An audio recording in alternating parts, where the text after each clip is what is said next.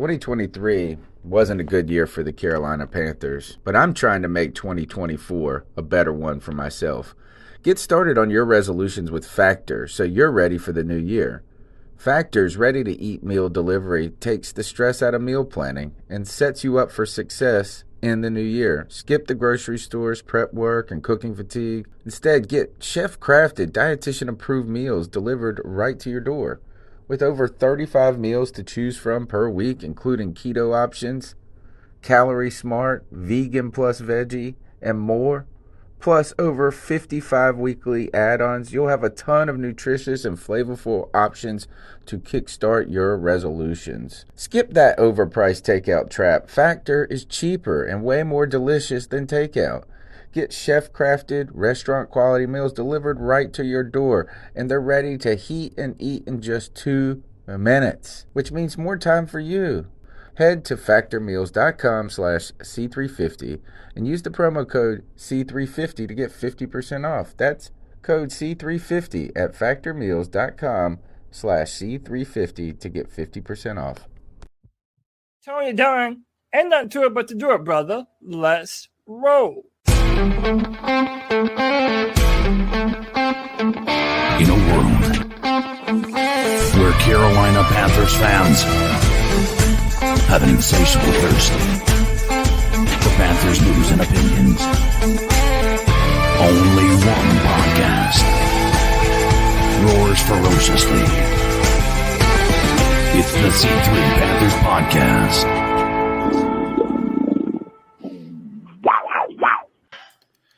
What's the deal, Panther fans? Welcome to another edition of the C3 Panthers Podcast, brought to you by CarolinaCatChronicles.com. My name's Tony Dunn. You can call me the Professor. We're here every Tuesday night, chopping up the latest Panthers news and opinions from the fan perspective. Hanging out with my homeboys after a tough loss.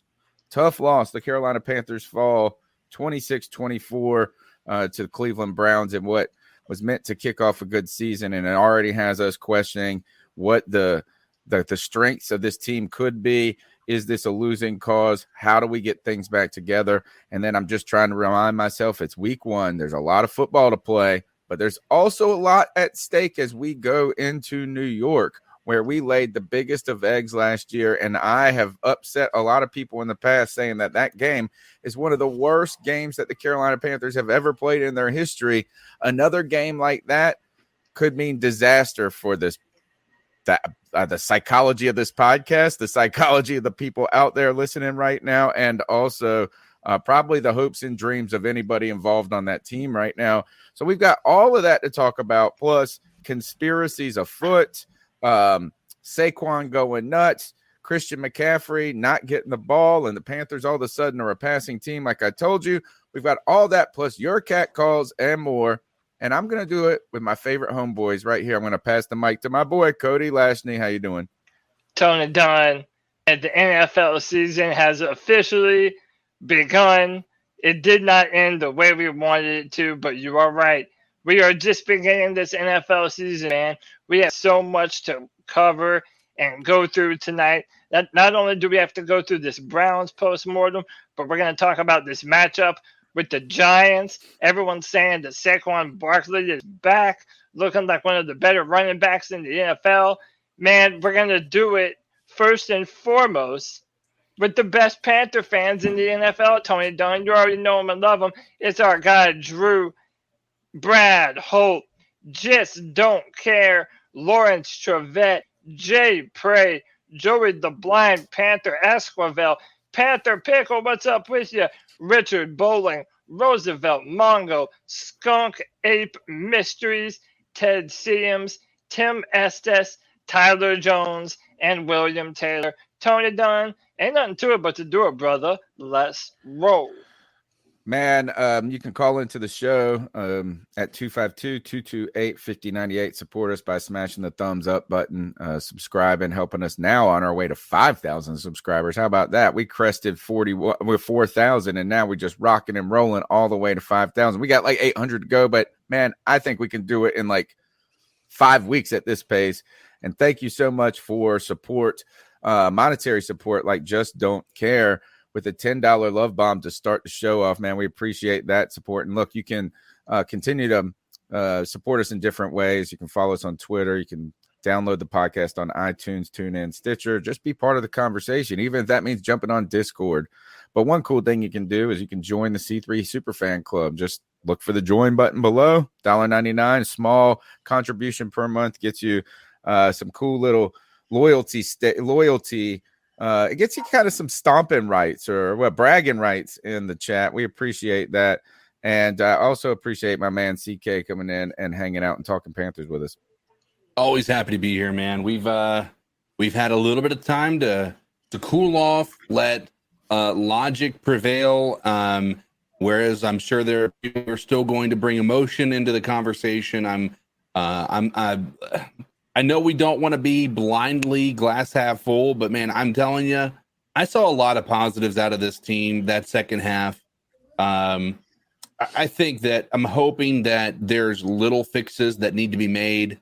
And since we only have to worry about one back this week, I'm hoping that allows for them to really hone in on what they're doing, because we're not really having to worry about a ridiculous receiving threat similar to last week. We don't have a Daniel Jones who is going to be lighting up the scoreboard, fingers crossed.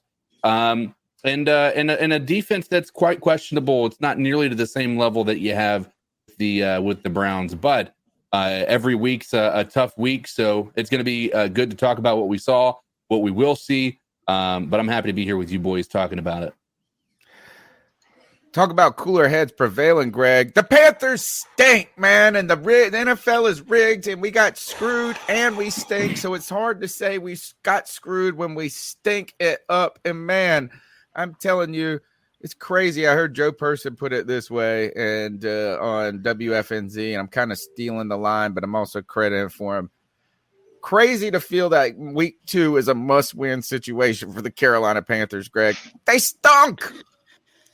Man, I've had such an emotional last 2 days, and it's crazy because before football season started, my wife showed me this meme, and it was like 1 day away from letting a bunch of guys I don't know control my emotions for the next 4 months. And I was like, yeah, that's and I told myself I wasn't going to get like that, and I got so emotional over the injustice, in this game, right? What I felt like was, and we can, go into it, but yeah, it does kind of feel like it's a must win, and it really shouldn't, because like CK says, there are positive things to take out of this after my head's cooled a little bit and everything. So, I mean, we got a lot of stuff to talk about with that.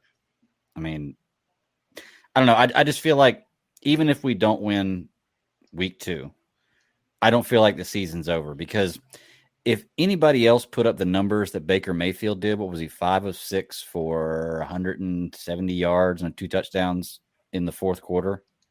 If anybody else did that, they call it an amazing comeback. But for some reason people are trashing him for this because he didn't start until the fourth quarter. We're gonna because he had 9 million fumbles. That's and 9 million batted balls.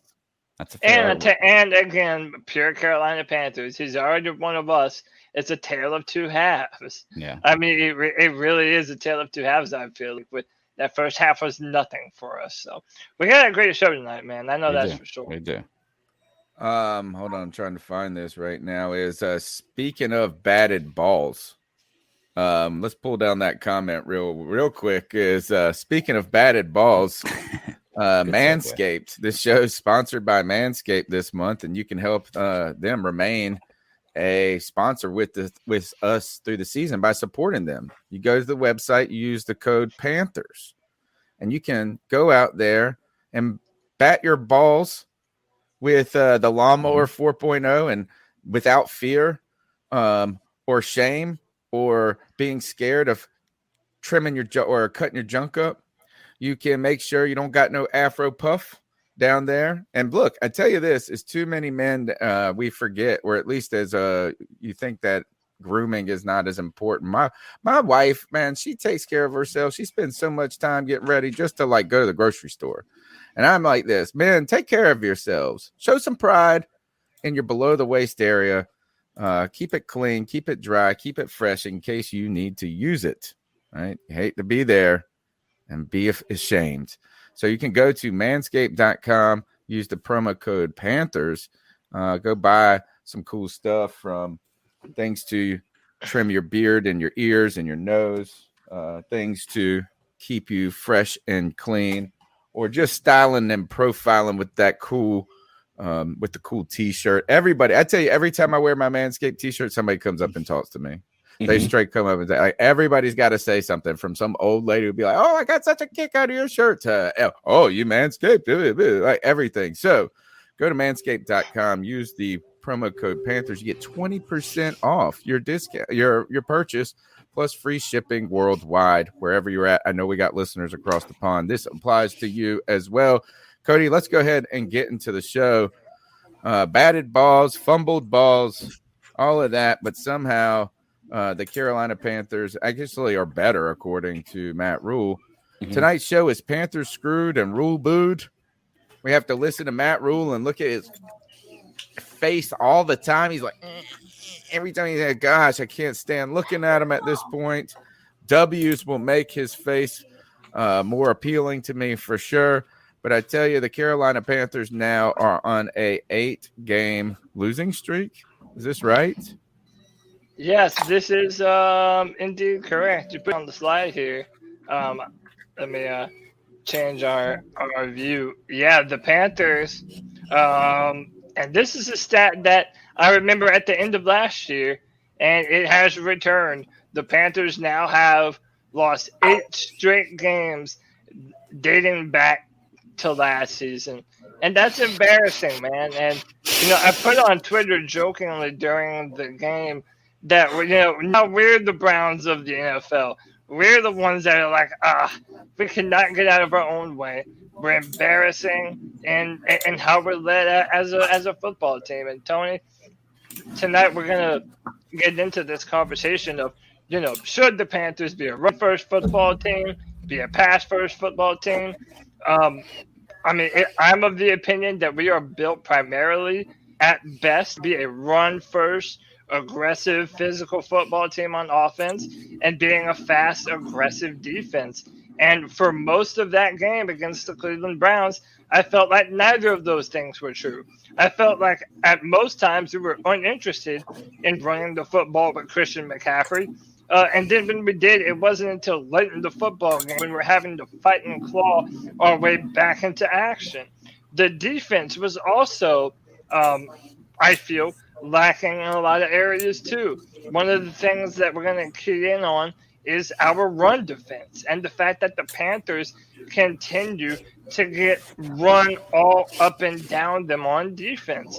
And this is another problem that continued from last year. So at a time when Panther fans everywhere are trying to be hopeful about this brand new season, this future that we have, so many of the problems of the 2021 season are still rearing their ugly head, and we're just picking up the pieces trying to figure out why. The defense did stink it up, giving up 217 rushing yards. Struggle against the defense. So let's do this. Let's kind of go around the horn real quick. Impressions now that we've cooled off. Thoughts about this team and the aftermath, and then we'll get to Matt Rhule and what he thinks about this team versus last year. Papa, go ahead and tell us, Greg. Let's go ahead and bring Greg up into this. Greg, what do you think 2 days removed from this loss, this in many ways heartbreaking loss, now that you have had a moment to think about it, what's on your mind most? Actually, after watching one of the Matt Rhule presser, one thing kind of came to my mind, and I was like, wow, I didn't really think about that. And now that I go back and look at it, he is really correct about this. And it's just we had some explosiveness in some of the stuff plays. And I know we had 2 big plays, but I haven't seen big plays like that in a long time. A long time. Like, I know that Robbie Anderson got beat, lone coverage. He went deep, whatever. But that ball traveled 56 yards in the air on a dime. And I haven't had a quarterback that moving can do that to in quite his a left. long time. Yeah. So I haven't had a quarterback that can do that in a long time. Yeah, he's going to make mistakes. He's not perfect, but that's a good ability to have. And with the weapons we have, that is one thing I can say we've improved on this year, is the ability to go deep is going to open us up a whole lot more. I mean, I had to keep reminding myself, this is week one. This is week one. This is week one. I hate losing week one, because if you win week one, you can at least say I have the best record in the NFL for at least 1 week. Mm-hmm. I have the best record in the NFL. I don't get to say a lot as a Carolina Panther, but after I've cooled down a little bit and gone back and had to delete a few tweets after I ranted and felt kind of bad about them because I went off. I think that I haven't lost hope, and I don't know if that's what did your tweet say that you deleted? What was the general I went after nature of Florio. It was basically just him, not the article that he wrote pushing a narrative for the NFL. It's really anything that I didn't really need to delete.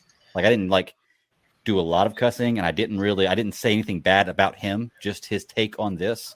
And it was like 5 tweets long.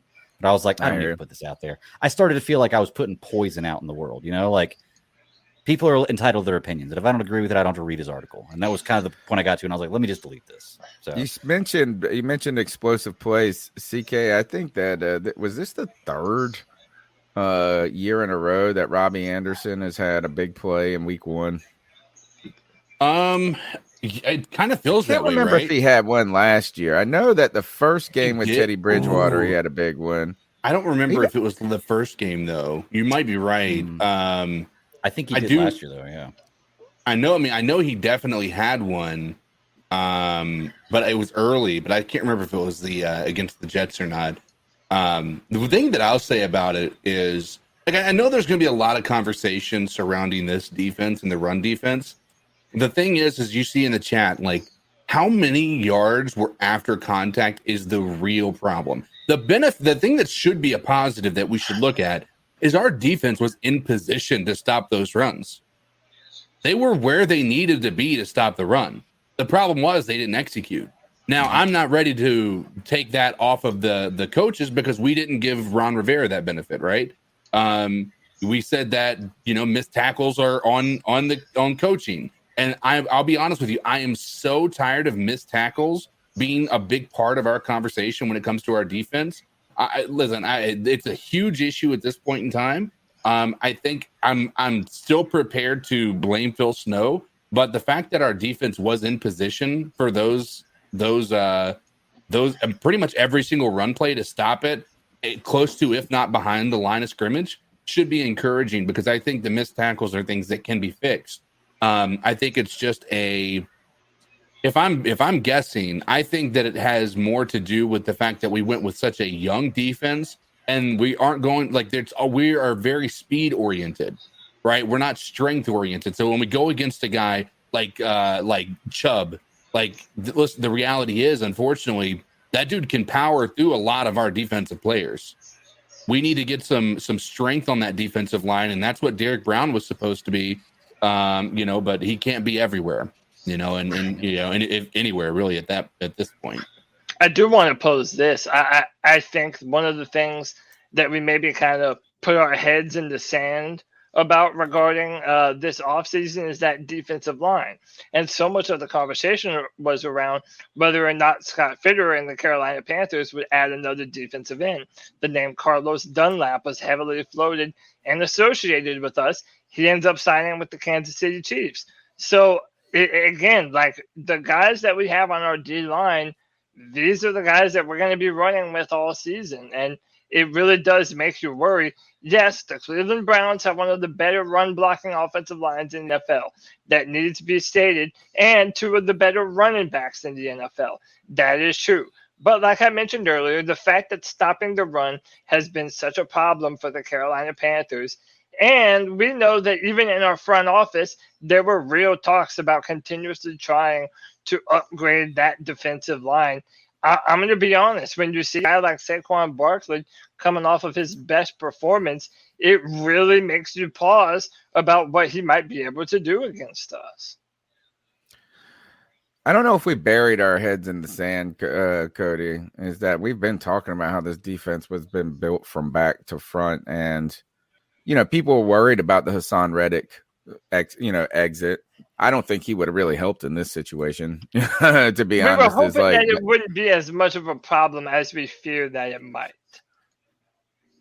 It looks like it could be problematic. It's you can cover a lot of things up with a good pass rush half the time, right? But if you don't have a good pass rush in this league, and when I say pass rush, that means, obviously getting after the quarterback, but also just defensive fronts. You know what I'm saying? The ability to muscle up and man up and make big plays, whether it is in the run game, whether it's in pressuring them, is that when plays have the opportunity to go as they're designed, that's problematic, right? Is that like when an offense can run a play and it works like the way they drew it up on the board, that's a problem. And to disrupt that, it has to start with the defensive front, it feels like in my mind. So, and the other thing is that if this is a passing league, and you're going to have teams pass against you and you're not getting to that quarterback, it doesn't matter who you're playing. They're going to look good. You give them enough time.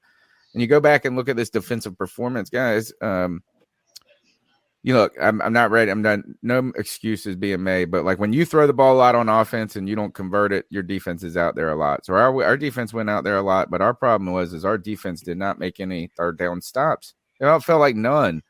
And man, and it looks like they did convert 40. I think I had it pulled up earlier. They were only 38%. Only 44. They were 44%, I think, against us on third down. But like the idea, I mean, like you don't want to be up that high. Like you want to hold teams like I would think in like the 20 and 30% on third down.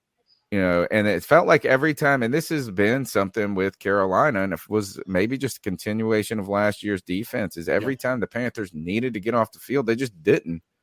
Right. And then you go to this game, there's a lot of opportunities for you to get off the field and really slow the bleeding in this case, right? At the end of the second half, right? We kick it out of bounds. We give them good field position, but they converted like a 3rd and 12, a 3rd and 8, a 3rd and 4, like all in these crucial moments, it felt like. And you know, the Panthers just couldn't get off in that opportunity. And then at the end, when you need to get a stop in the fourth quarter and you're up, like, you know what I'm saying? You got ahead. This is like we kicked the game-winning field goal. Too much time on the clock. You know, the Panthers, again, and Baker Mayfield fumbling in that time, you know, is that we were down there and it was 1st and 10 or whatever. I mean, like on first down, he fumbled it. And then Christian McCaffrey went into the muck on 2nd down. And then we got a little bit on 3rd. And then we kicked the field goal. It felt like once we got in field goal range, there was no intent to just score. And I know that you don't have to attack the end zone like too aggressively to maybe potentially throw the ball over, but at least run some plays that maybe get you a first down, grind that clock down even more, and then the bad luck on defense happens. Guys, let's talk about this. I didn't even notice it during the game. I was so upset. You know, when we kicked that field goal, I was so exuberant. I was like, this is what's going to change. This is what Baker gives us, an opportunity to win, which I do stand by that. I think he's going to be a significant upgrade in just the it factor. In this case, fumbling it everywhere.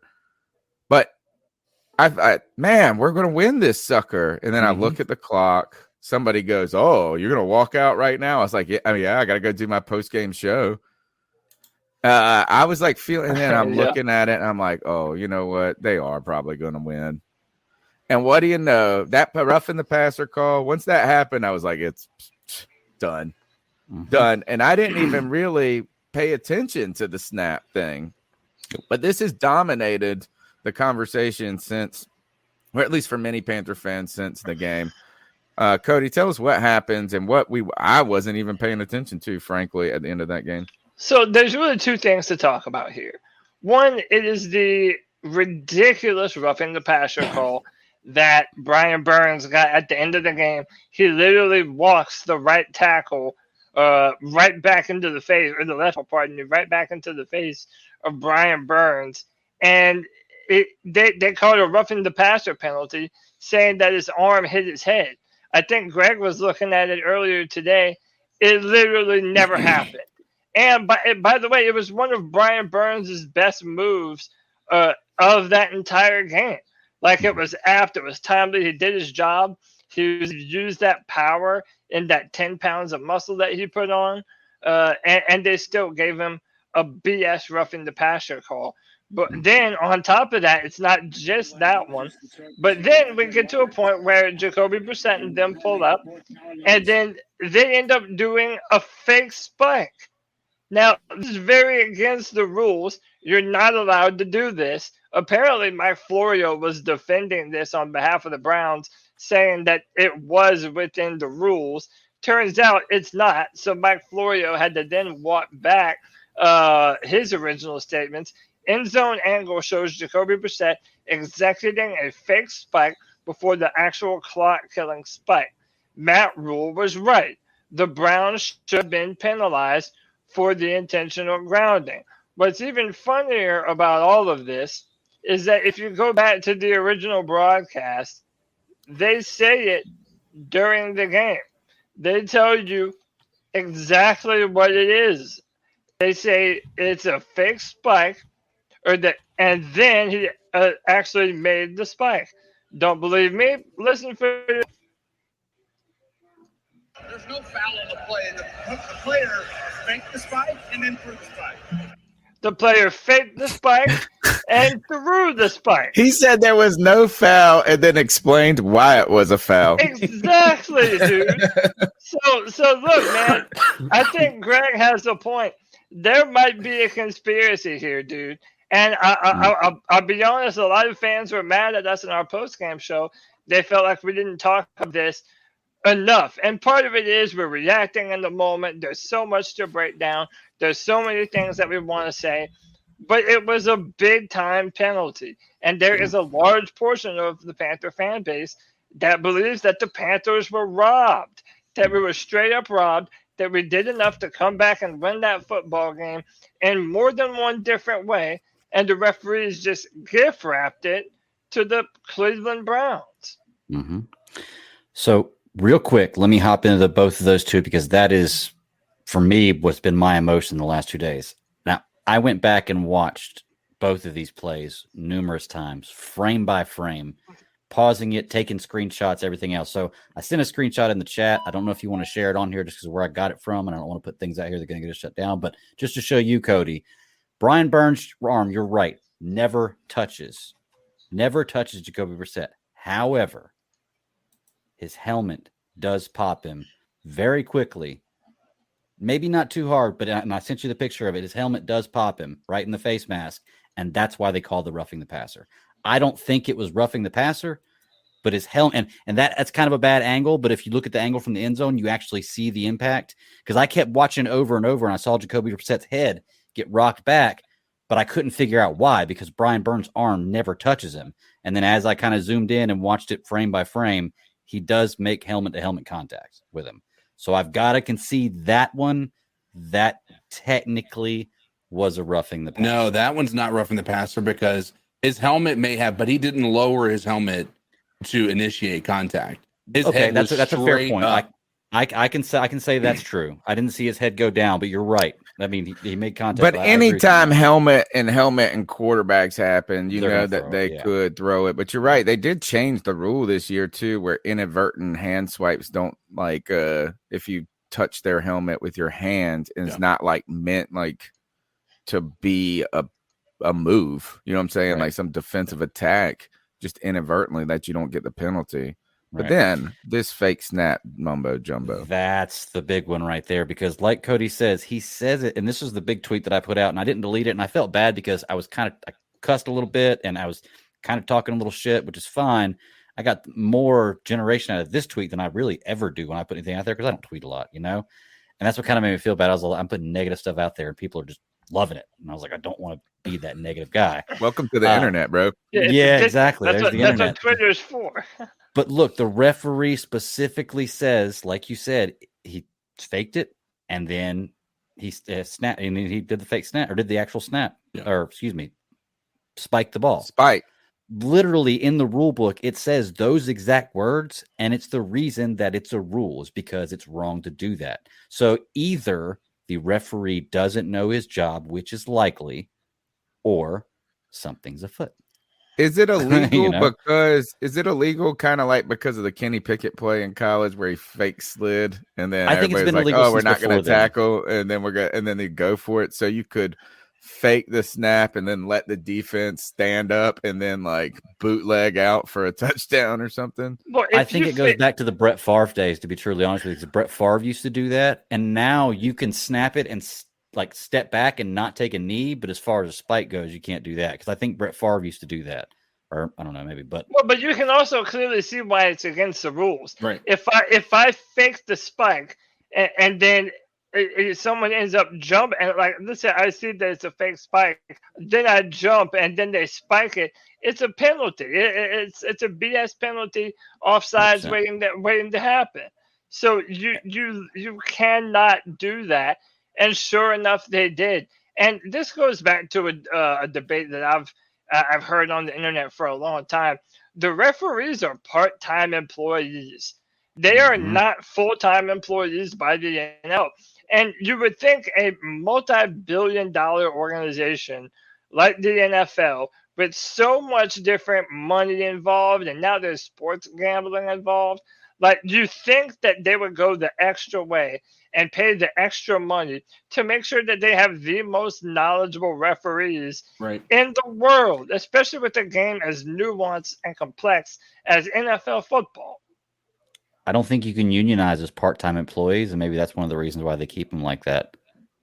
Could you imagine if there was a referee union, and just to say there is corruption with it. If there's a referee union, I think you hit the some nail of on that the head, would stop. Greg. You know, So I'm just saying that's one of the maybe. So by the way, CK, we need your services, my brother, because we have a brand new member of the Sweet Fan Club.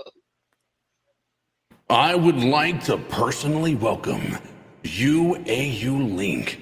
Australian Link, maybe? I don't know. But welcome in to the C3 Superfan Club. You are greatly appreciated, my friend. Awesome. Welcome to the club. Look, we need everybody to go ahead and smash that thumbs up button. 195 people watching right now. So let's get those thumbs up and subs up. And let's get your calls in at 252-228-5098. Let's hear what Matt Rhule had to say after this loss, because right now is like what I think the conversation, and we're going to kind of talk about this as we go into the Giants game, and as also we start previewing the Giants throughout the week and debating about it and stuff like that, is the question is this loss an unfortunate loss for the Carolina Panthers, right? And like a lost opportunity or missed opportunity, to use the Ron Rivera words, and really just one game in a long season? Or is this loss emblematic of deeper problems and more systemic problems? And that's really going to be the fear that lives in Carolina Panther fans' hearts until it doesn't, right? Is right now is until there is significant evidence that the Panthers are better, we have to not assume that this is a bad thing, to be honest. Matt Rhule was asked about what he thought about this team after getting to watch the tape, and you heard what we thought. So let's hear what Matt Rhule had to say. I think probably the feeling around the building, the feeling that I had when I watched the tape was we're obviously disappointed, but we're not discouraged. There's so many places where we're so much better than we were last year. Despite the fact that we played probably about as poorly as you can play on offense in the first half. We lost the turnover battle. We lost the third down battle. We lost the line of scrimmage. We lost the rushing battle. We lost the protection battle. And we still at the end had a chance to win, I feel like he's that ref. I like the team's fight and grit. I like the way they put it together in the fourth quarter. I thought the offense, one of the things, I told the team, going into the game was, hey, I hope we come out clicking right away on offense. But the reality is, sorry, it's always so loud here. All right. Yeah, what the hell was that? That's so awkward that there was like some crazy like a noise train going on. It was like a in train. the back. Yeah. Like he literally stopped for almost 30 seconds to wait for this damn sound to go away. It was so weird. He was worried that freight train was coming to crush him right there. So what Matt Rhule says this about the first thing he says is there's so many things we're better at as a team, and then he listed how bad we were as a team. Like you lost the turnover battle, you lost the defensive battle, you lost the trenches, you lost the yardage battle, you lost everything. It goes, but we almost won it. What are we better at as a team is what I'm asking. And I really surprisingly think it's like really just Baker Mayfield, to be honest. I don't know. I think that me personally, I do believe after watching that, I think our offensive line got better as the game went on. So I do think that there is something to be said about that. I think that our quarterback play is better. But I think personally, I said it in the post game, and I think we saw it. I as much as they don't want to talk about, they said that they just executed the game plan there towards the end. I think they changed their game plan, and that's something that we haven't seen. We haven't seen this team come back, and I might be losing you guys, so my internet's doing its thing, but we haven't seen a team come out of halftime and change the game plan in a way that's going to positively affect the outcome of the game. That this looked like it was going to be a lot worse than it did. I think there was plenty enough to be optimistic about moving forward. I don't think that this is nearly bad enough for us to be feeling like this is going to be an 0-17 team, which I'm not sure many people believe that to be the case. What if we would have played a better team, though? What if we would have played a little better team? That's kind of what we're asking, right? Like that's kind of what we're asking. Like, did the Panthers lose a very close game to a good football team? Like, we're all kind of it. We all shit on the Browns. But look, there is a reason why that organization thought they were one quarterback away. Say what you will about Deshaun and all his crazy escapades. Like, they believe that they have a very good roster and that Baker Mayfield wasn't getting it done with that roster. So if you look at those things, they do have a good defense. They do have a good defensive line. Jeremiah Owusu-Koramoah, their middle linebacker, is a really good football player, and he was shooting the gaps really well against our offense. And then something that Matt Rhule was asked about in one of those press conferences, it was about the quarterback competition. And I forget if it was Joe Person who said, "Did you think that maybe your offense wasn't quite able," and I'm paraphrasing here, but do you think that maybe your offense wasn't quite able to follow rhythm because you went through this quarterback competition? And he basically said no. He said that this is something that had to happen for the team, and this is something that Baker and Sam both needed to go to. The problem is, I don't really care what Matt Rhule says, guys.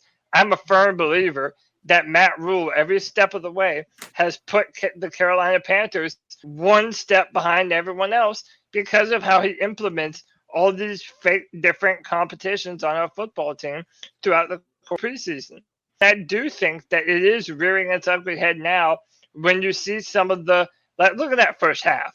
All of those batted passes, every single play, like, you completely go away from running the football. There was no cohesion. And I'm sorry, if that's on Matt Rhule and Ben McAdoo, then I don't know who is. Let's go ahead and bring up clip 2 where we talk about this offense, because this is where we're about to go to our prize picks and do that segment and start looking through what we need to face coming up this week. But for all the talk about the Panthers being a running team last year, I told you that, hey, you know what's been consistent from year to year is Matt Rhule's flip-floppiness. To blow in the winds from whatever it is. I told you guys I was suspect about that. I thought that running football team was just talk. I didn't think he really bought into it. I think that the hiring of Ben McAdoo clearly shows that. And then the real question mark comes up is that Christian McCaffrey had 10 carries in this game. He had only his 4th touch by the end of the second quarter, it felt like. And really, I'm probably 7 out of 10 of those carries probably came in the second half, to be honest, or on the goal line at that case. Let's hear what Matt Rhule had to say about this team's offensive philosophy going through week 1. I think probably the feeling around the building, the feeling that I had when I watched the tape was we're obviously disappointed, but we're not discouraged. There's so many. Oh, this is clip. This is clip 1, I think. Yeah, this is the same clip. Did you send me? Is it the same clip? It might be. Uh-oh. Production error on Tony's part if I sent the same clip twice. So the idea, really, what comes out is the Panthers just were so pass heavy in this game, right? Yeah. Okay, I got it. I got the original. All right, let's see what Matt Rhule had to say about this the high volume of passes.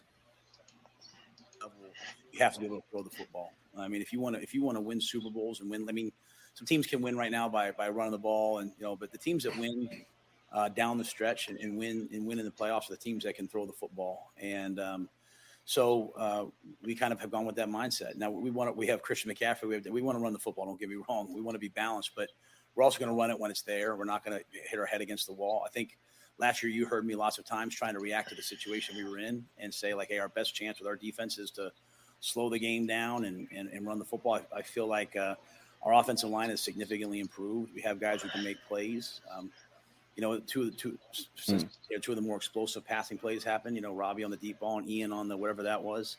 But it wasn't consistent enough. And so no matter what you do, your run team, but if you're not executing at a high level, it's going to look like, hey, what's their identity? Because you're kind of grabbing and stuff. I just told the guys today, we play with great effort and execute. We didn't always execute on offense or defense or special team level. All right. So there's Matt Rhule really backtracking from everything he said last year. And He really makes me angry. Yeah. To be honest, I get his point here, and I agree. Is that, like, it feels like you're passing the ball a lot, and that's your philosophy when you come out and you try to pass it on the first down, then you get yourself in a bad situation. It's kind of like, you kind of stumble into this passing, and then if none of them go right, you don't get another drive to start to balance it out, and then you come back and you're behind, so it can you can get away from it. But where I don't agree, or at least where it concerns me about this, is like last year we were better built to be a running team, and this year we're better built not to be. And we have Christian McCaffrey this year. We have a better offensive line. And at the end of the day, we just didn't try to run the ball at all in really any part of this game. Right. And I don't even need some kind of massive commitment to it. It just was clear Christian McCaffrey, even after he made a good play, they're bringing in Dante Foreman. And he's not even back out there. The misuse of Christian McCaffrey was or the lack of use. I just don't know what was going on, even in that. And they were like, oh, well, he was supposed to be looking for Christian. I didn't feel that at all. So flip-flopping in this, man. Matt Rhule is going to be a punchable face until he isn't. He lifts his finger, puts it in the air, checks what way the wind is blowing, and that's what the Panthers are going to do, baby. And I'm telling you, this man has no vision. This man says all the good things. He says all the things that rah, and we're going to do this, and we're not going to beat ourselves, and all these different idioms and different things. Right. But at the end of the day, he really has no cohesive vision for what he wants the Panthers to be. And I listen, maybe this is just me. You can call me a Debbie Downer or pessimistic or whatever.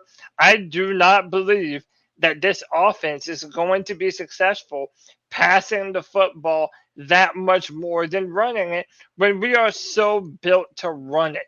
Your first round pick, Ikem Ekwonu, you drafted him partly because of his ability in the run game. Get him moving upfield, let him be strong and physical and bully linebackers on the second level and get them out of Christian McCaffrey's way. The fact that we made those upgrades and now we are choosing to double down on being this West Coast style pass-happy offense. Well, we didn't see any Laviska Shenault. We didn't see any Terrace Marshall Jr. Robbie Anderson, DJ Moore was barely existent most of that football game. So, again, if they're behind the curve, they're painfully behind the curve. And if they're going to be a pass-happy football team, then this Sunday against the Giants, they must have a markedly better performance throwing the football than this for us to have any faith that they're going to continue to do this down the road. All right, guys, let me see if I can get this layout to work. I need the layout that has it so that this junk looks good. What do we got to do, Cody, to get you guys? There we go. That's it. Thank you. Look, is this week, well, don't forget the show is also sponsored by Prize Picks. And Prize Pick is your daily fantasy sports play that you need to go and have fun with. Promo code C3 gets you 100% deposit bonus. And you can go there and make picks on individual players. And you you pair these picks together. And you have an opportunity to win 3, 4, 5, even 10 times your money. And it's things that we're going to get right.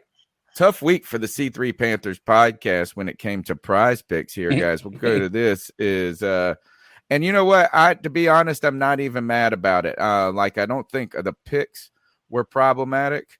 I think that some of the way that the game turned out, right, and all of this just makes less sense. I put in a late one yesterday for a 2-pick. Should have won this one. Russell Wilson couldn't get a second touchdown. Mm-hmm. Right? Come on, man. That should have been easy money.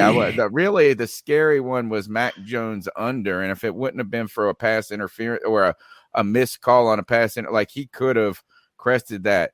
Here we go. Another one I thought last week that turned out to be what I felt like is a solid play here. Nick Chubb, we talked about, would he get over 15 and a half carries or more, should I say, than 15 and a half carries?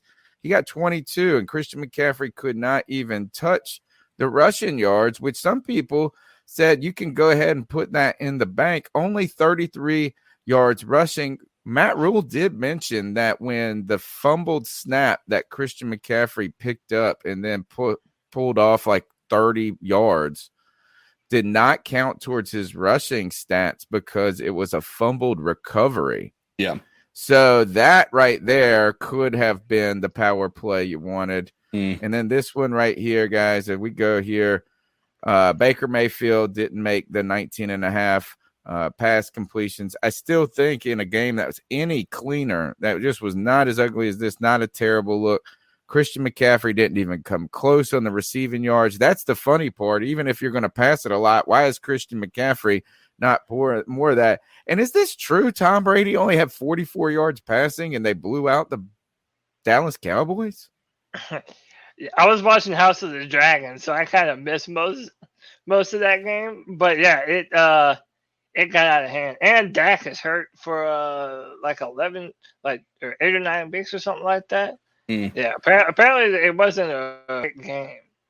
All right, so let's use Prize Picks as we are each and every week. Don't forget the promo code C3, simple one, the C3 podcast. Just put C3 and gets you 100% deposit bonus. And go out there, folks, and let's put some coin in the bank. And we're going to put some coin in the bank this week because we're going to make up some ground when it comes to these picks here. But we're also going to use this as a kind of a springboard into conversation of what the matchup is going to look like. The Carolina Panthers head to New York, where last year they were just decimated last year against the New York Giants. And the Panthers offense didn't even put up 150 yards total, 177 yards total, right? Look, Easy Crepe says, I won 2 of these using the promo this week. Right? That's great to hear, man. So go in there and support our sponsors, and they will continue to support us. It's a kind of a cool way for everybody to win here. Baker Mayfield, more or less than 215 and a half passing yards.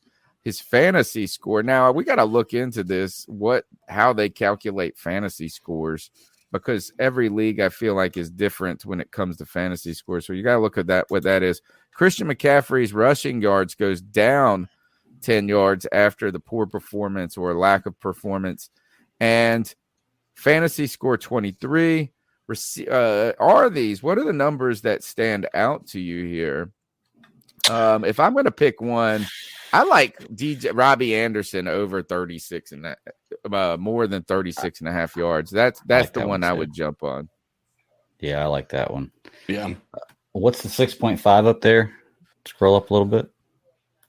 Is that the fantasy? Oh, that is the defensive defense. Special teams here. So if we, again, how do you calculate that? That's true. How do they calculate? You know, I don't know. You can click on the 3 bars up there. You see the little bars in the top left corner, and it shows you how it calculates it. Oh, well, it shows you how the score's calculated after it's done, I guess. So go to a defense from last week. Or, well, if anybody picked a defense from last week, I'm not sure. That'd be the only way to find that out, I think. Okay. All right. Is Carolina's going on? Do you think does Baker Mayfield have a bounce back game? What did he put up this year? 230 this week, last week, 235. Yeah. So here is that this is a solid number, right? I mean, this is something that's achievable if you have any semblance of a decent game at quarterback. Mm-hmm. And at the rate we were trying to move the ball around, you got to think Ben McAdoo wants to kind of go back home and spoil the Giants' day, I'm sure. Mm-hmm. Baker Mayfield, what numbers stick out to you here? Do you like more or less on Baker Mayfield? That's right on. Good. What all I was going to say is that, you know, now looking at the Browns game, I think every defensive coordinator is going to be telling their team to get their hands up at the line of scrimmage. If you don't get home on your rush, get your hands up, impede his throwing lane. So that one's tough. I went through and looked at the post game highlights from just about every game. The defense didn't really stand out too much for me for the Giants, but at this point, I just really don't trust that kind of yardage for Baker Mayfield. I don't know. It just it doesn't sit right with me. Hey, I don't know if you knew this either. With those little bars on the top there, it'll show you like how they break down the score. But if you click it again, it'll show you how many times in the last 5 games he's hit that average. Like you see the bars right there. So he's hit 215 times, 2 times out of the last 5 games. So if you want to go a little deeper when you make these picks, that's a good way to look at it. Oh, that is a good one right here. Yeah, so that's going back to his days. I think if I'm making this play right here, which we might make it, we don't have to make this one right here. I'm going more CK. I mean, I just like it really seems like this is that the Carolina, like if it's less than that, we're going to be coming on the show upset. Yeah. I think he's angry too. I think he's good angry, and think if he would have just not fumbled it 5 times. If he would have not fumbled it 5 more times, he probably would have had 80 more yards. It's very possible. Yeah. So, CK, did you have something you wanted to jump in on? I mean, no. I mean, I was just saying, like, his question was, do I think that he's got the over here? I think that Baker Mayfield's coming back and he will have the over. And that's not me just being a homer. I think so many people are going to look at this and think that, you know, we're just being homers if we believe that he's going to go over. But I mean, we have nothing to indicate we're going up against a defense that's miraculous, that's going to be able to stop the passing attack. And I think we're going to get more. I think we're going to get more of our wide receivers involved this week. The fact that Terrace Marshall saw 0 offensive snaps, along with Higgins, along with Chenault. I mean, I think they're going to make an effort to try to spread that around. I don't know if this. I know we only played 50 offensive snaps compared to like 80 defensive snaps, but when you have your 1 and 2 wide receivers at 100% of the offensive snaps, that seems a bit crazy. Yeah, I mean, I really think this is look. They got Daniel Jones at 210, and he looked like garbage. He looked worse. He looks horrendous right here. So I just have to feel like is that I'm sure. Like I understand it's not the most confident bet right here or play, but I would say that Baker Mayfield it was like hard for him to do worse than he did in last week. Yeah, but I wonder honestly, if the criticism, like Matt Rhule even said in one of the press conferences, in hindsight, yeah, maybe we should have ran the ball a little more earlier. I think when Christian McCaffrey more than 55.5, I like that. And to be honest with you, a stat that you were looking at that I also like, just based on what we've seen, they had Saquon Barkley at 70 plus. 70. I like that too. I'm gonna be real with you right now. And I hate that we're saying this so early on, man. But right now, why should we have faith that our defense is going to be able to stop the run? Like, they were bullying us. They have a first round pick at left tackle and right tackle, and Saquon Barkley's back to being healthy. And it's like you said, Tony, Daniel Jones is not it. That dude is not a good quarterback. So now that they have Saquon doing this, and that the Carolina run defense isn't up to snuff, to me, that's a pretty damn safe one. I agree with you. I think that's a safe one too, because I think we're going to give up that many yards. But if I'm not mistaken, didn't the Giants beat the shit out of us last year without Saquon Barkley? No, they did beat really? the crap out of us, but they were horrible too. That's what I'm saying. They were horrible, and they beat the crap out of us, and they were still bad. You know what I'm saying? Yeah. So, like, I mean, they didn't even play well in the game, and they still beat us. Okay, we beat ourselves in that one. So here is. Do you guys? Do they have carries for Saquon? Not yet. It that doesn't 20 look fantasy points looks good for Saquon too. I'd be willing to bet. I mean, if he gets 70 yards and rushing and 40 yards carrying, 1 touchdown, he's going to get 20 fantasy points. Yeah. You know, so it's and your that's a pretty account. safe bet for him. If you want to go more with Baker Mayfield on that entry, with more on Christian McCaffrey, and you're a more kind of guy, huh? I think so. I mean, I don't know. This would probably. I'm trying to figure out which one do you would we feel the least confident in out of these three? Because here, I think Christian McCaffrey is going to have a makeup. You know, there's going to be a correction. Right. And so it went from we thought he was going to easily have more. And when he had 67 yards or 65 yards last week was the number to hit. This week it went down 10. I think you're getting value here with that Christian McCaffrey, because they have to push the number down because of the performance last week. And the Panthers have to push it up because of the performance last week. So I think these two I'm confident with. The question is, do they go away from Robbie and more to DJ? Do they diversify more in this? I would say I still think 36. Well, I mean, that's a 5-catch game. Mm-hmm. Yeah, not even a 5-catch game. You can catch that in 2 catches, really. I mean, and then to be honest, I just don't. We got to make at least one pick from another team, right? So I think we could go here.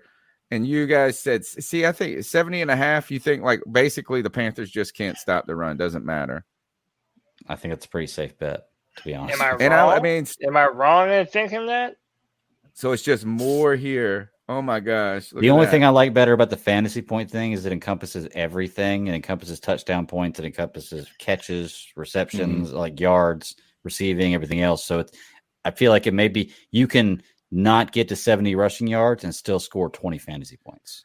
All right, so here's what we can do. We could either go with the flex play here, and if we get 3 correct, we would get like 12. If we get 4 correct, we get 25, or we go 4, which I like. I like going big. I like going all the way. Yeah, here, power play it.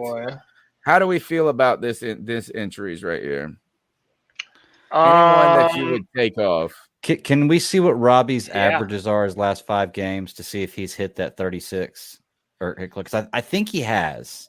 Last week he hit it on one play. I think his average that's going to be skewed by last week's because I don't think he did very well at the beginning of the end of last year. Okay, but again, you got to keep in mind what we were dealing with at the end of last year. But also remember, if we're thinking there's a course correction for Christian McCaffrey. What, Baker threw for 230-something yards? So if you're taking a little bit away from Baker and adding to McCaffrey, I don't know if I would put more on that Baker Mayfield stat. But I'm also saying on the Baker Mayfield stat. Like even if Robbie gets to that, I don't think 212. I mean that's not nothing. It's not 100 yards, but it's not nothing either. But ultimately, it's up to you, Tone. Yeah, I like this. This is what I'm going, and the one I'm most worried about is Saquon having another big game. I feel like the Panthers are going to overcommit to the run, and then the Giants are going to try to do something different. So if you don't feel like it's good, man, go with your Go with Why? your This gut. is our account. It's not my account. This is our account. This is the I thought we were C3 one. trying to beat each other from the free for all and the. Well, we're trying to beat the free for all, and the free for all is trying to beat us. You got to be an equal player on both. Yes, I'm trying to Chat, how sabotage about you. this? You guys go ahead and settle it. I mean, you know what? It's all right. Like until the Panthers stop the run, we're not going against it, right? So I like it here. Let's do one other. Let's do one other look around the NFL and just see if anything sticks out to you guys. Anything from Ooh, this is an interesting one. Interceptions. Do Justin Herbert or Patrick Mahomes throw an interception?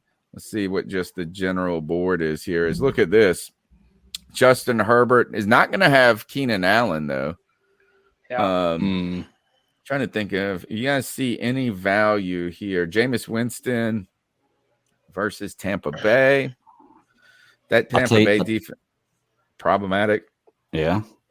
I'll tell you one I've got that's kind of off the wall is I've got one in for Austin Eckler gets more than 52 rushing yards. Yeah. And Sky Moore from Kansas City gets more than 7.5 receiving yards. I feel like any Kansas City wide receiver is going to get more than 7.5 receiving yards.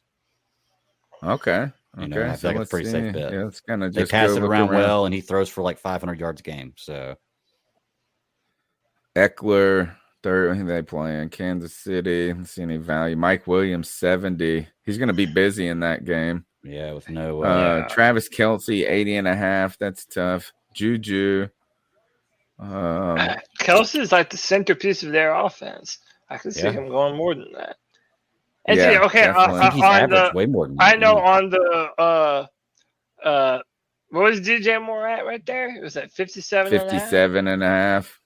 Still, like I think that Robbie Anderson plays easier, you know, just because it's like Waddle 55.5. What did any game stick out to you guys? Oh, look at old Curtis Samuel. He was showing up in the Commanders game. Yep. I just wonder were there any games that stuck out to you guys? Pitts is hurt. You gotta worry about that. What about that cup at 100? Would y'all feel safer going under 100? Last week he had it no problem, man. And he's amazing, but I mean, law of averages. He's got to not get 100 at some point in time, right? He can't put up over 100 yards every game. Well, I guess I just don't feel like I want to go against him right now. Mike Williams. So I like if you want to get in on the Thursday night football actions, I like Mike Williams. I like Clyde Edwards-Helaire. Whenever they want to go intermediate, they do like to get the Clyde Edwards-Helaire. And dude, Jay Herb is the man, dude. Like you know what I think of that guy. Like that dude, and he was already passing it around. I think this is going to be a game like Buffalo last year, where both quarterbacks going to throw 50 times. So there's a good chance 25 completions. I think like so that. too. I like that. And let's see. What about interceptions? They only got it for 2. Do you think anybody throws a pick in this game? Yeah, I would say Mahomes. The Chargers have a revamped defensive backcourt. They got Asante Samuel Jr. They got Jackson. They got Derwin James. I know you like him a lot, Tony. So I could very easily see an aggressive Patrick Mahomes throw at least one INT. What was the Kansas City receiver? Sky Moore. Yeah, Sky Moore. It's only 7.5 yards. He's a rookie, I believe. Did he not show up? Put the Chiefs. It's SKYY. I would type that in, see if it brings anything up. Or Chiefs is a good way to do it too. Kelce, 18 points. I think he gets that. Juju, 6. He looked good, man. He was receptions. What did he have last week? That's for yards. Hold on. Where'd it go? You talking about Sky? I wanted to see this one. I want to see how many receptions he had. He had 6 receptions, 5. All right, so he barely. That's like he'd have to have the game he had last week. But they pass it around a lot in Kansas City. Is he not up there? Look, I don't see why he's not up there. He's on my thing. Must be missing him. Anything else here that we like? McKinnon, receiving yards. Ooh, running back here. Only 27. This is tough. Mm-hmm. Now I'm shell shocked. That averages thing makes it crazy, isn't it? Because you look at it and you're like, "Ooh, if you had a good idea, you look at it and you're like, oh, he hadn't hit it, but once in the last 5 shell games." shocked here is I wonder what passing TDs. Ooh, rushing yards. Let's see. Chiefs defense 4.5 fantasy points. That's a good one right there. You don't need much to score 4.5. Kept bringing it to my attention, White Chocolate, that Zane Gonzalez, his projected fantasy score is 7.5. You can click less on that, and that would be a good bet. Yes. Why is Zane Gonzalez not playing? Yeah, he's not playing for an extended. Is he on IR officially? That is a good one. Is that legit though? Boom. There you go. Kevin, I wonder if that goes to the active kicker, though. I wonder if that's like I know it's. I don't know. Yeah, you're right.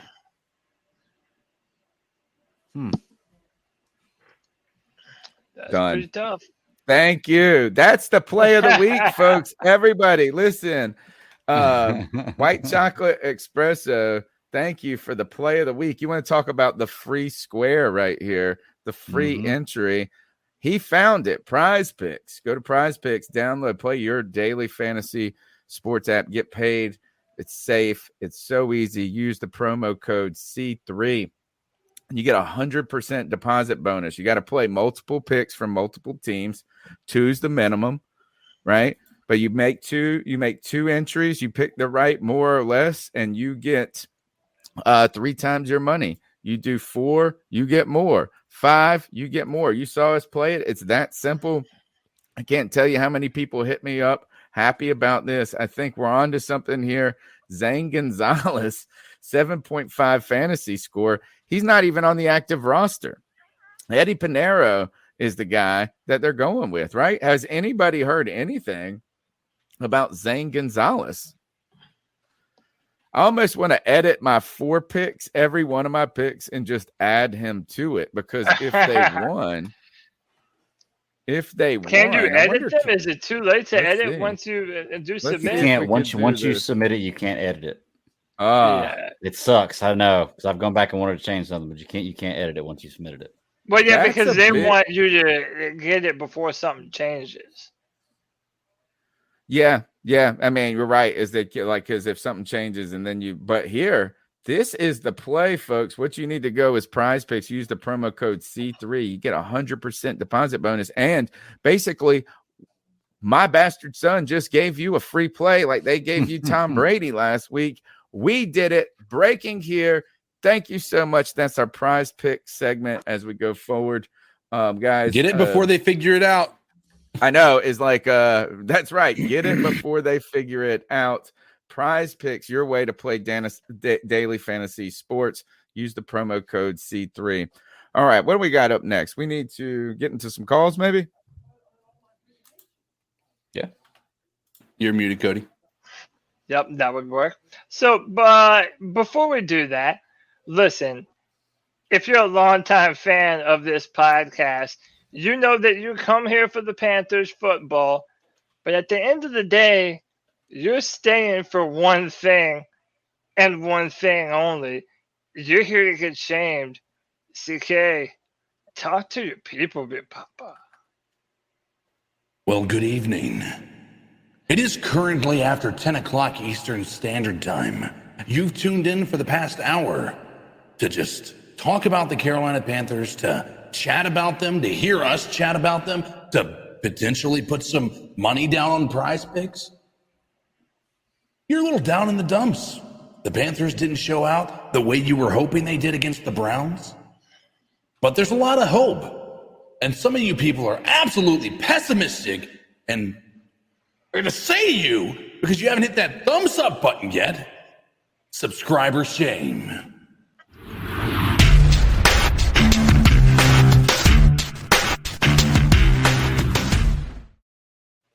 subscriber shame, 153 viewers, 106 likes. Hit that like, hit that subscribe, hit that notification bell every single time we go live to take that algorithm by the head, put them in a noogie, and then shove them in a locker like you're the high school bully that you know you are. Do it to the YouTube algorithm. Do it for the C3 Panthers podcast, and help us get in front of as many eyes as possible. Tony Dunn, are you ready to jump into some cat calls? Let's do it. And nothing to it but to do it. Let's roll. So what are your thoughts on catcalling? Yeah, it's pretty. You shouldn't do that to somebody. And how did that make you feel? Very uncomfortable. So how do you think catcalling makes the person feel? It feels good, like. Who's that cat sitting in the back corner with his face buried in his nose? Who's that kid that can use one?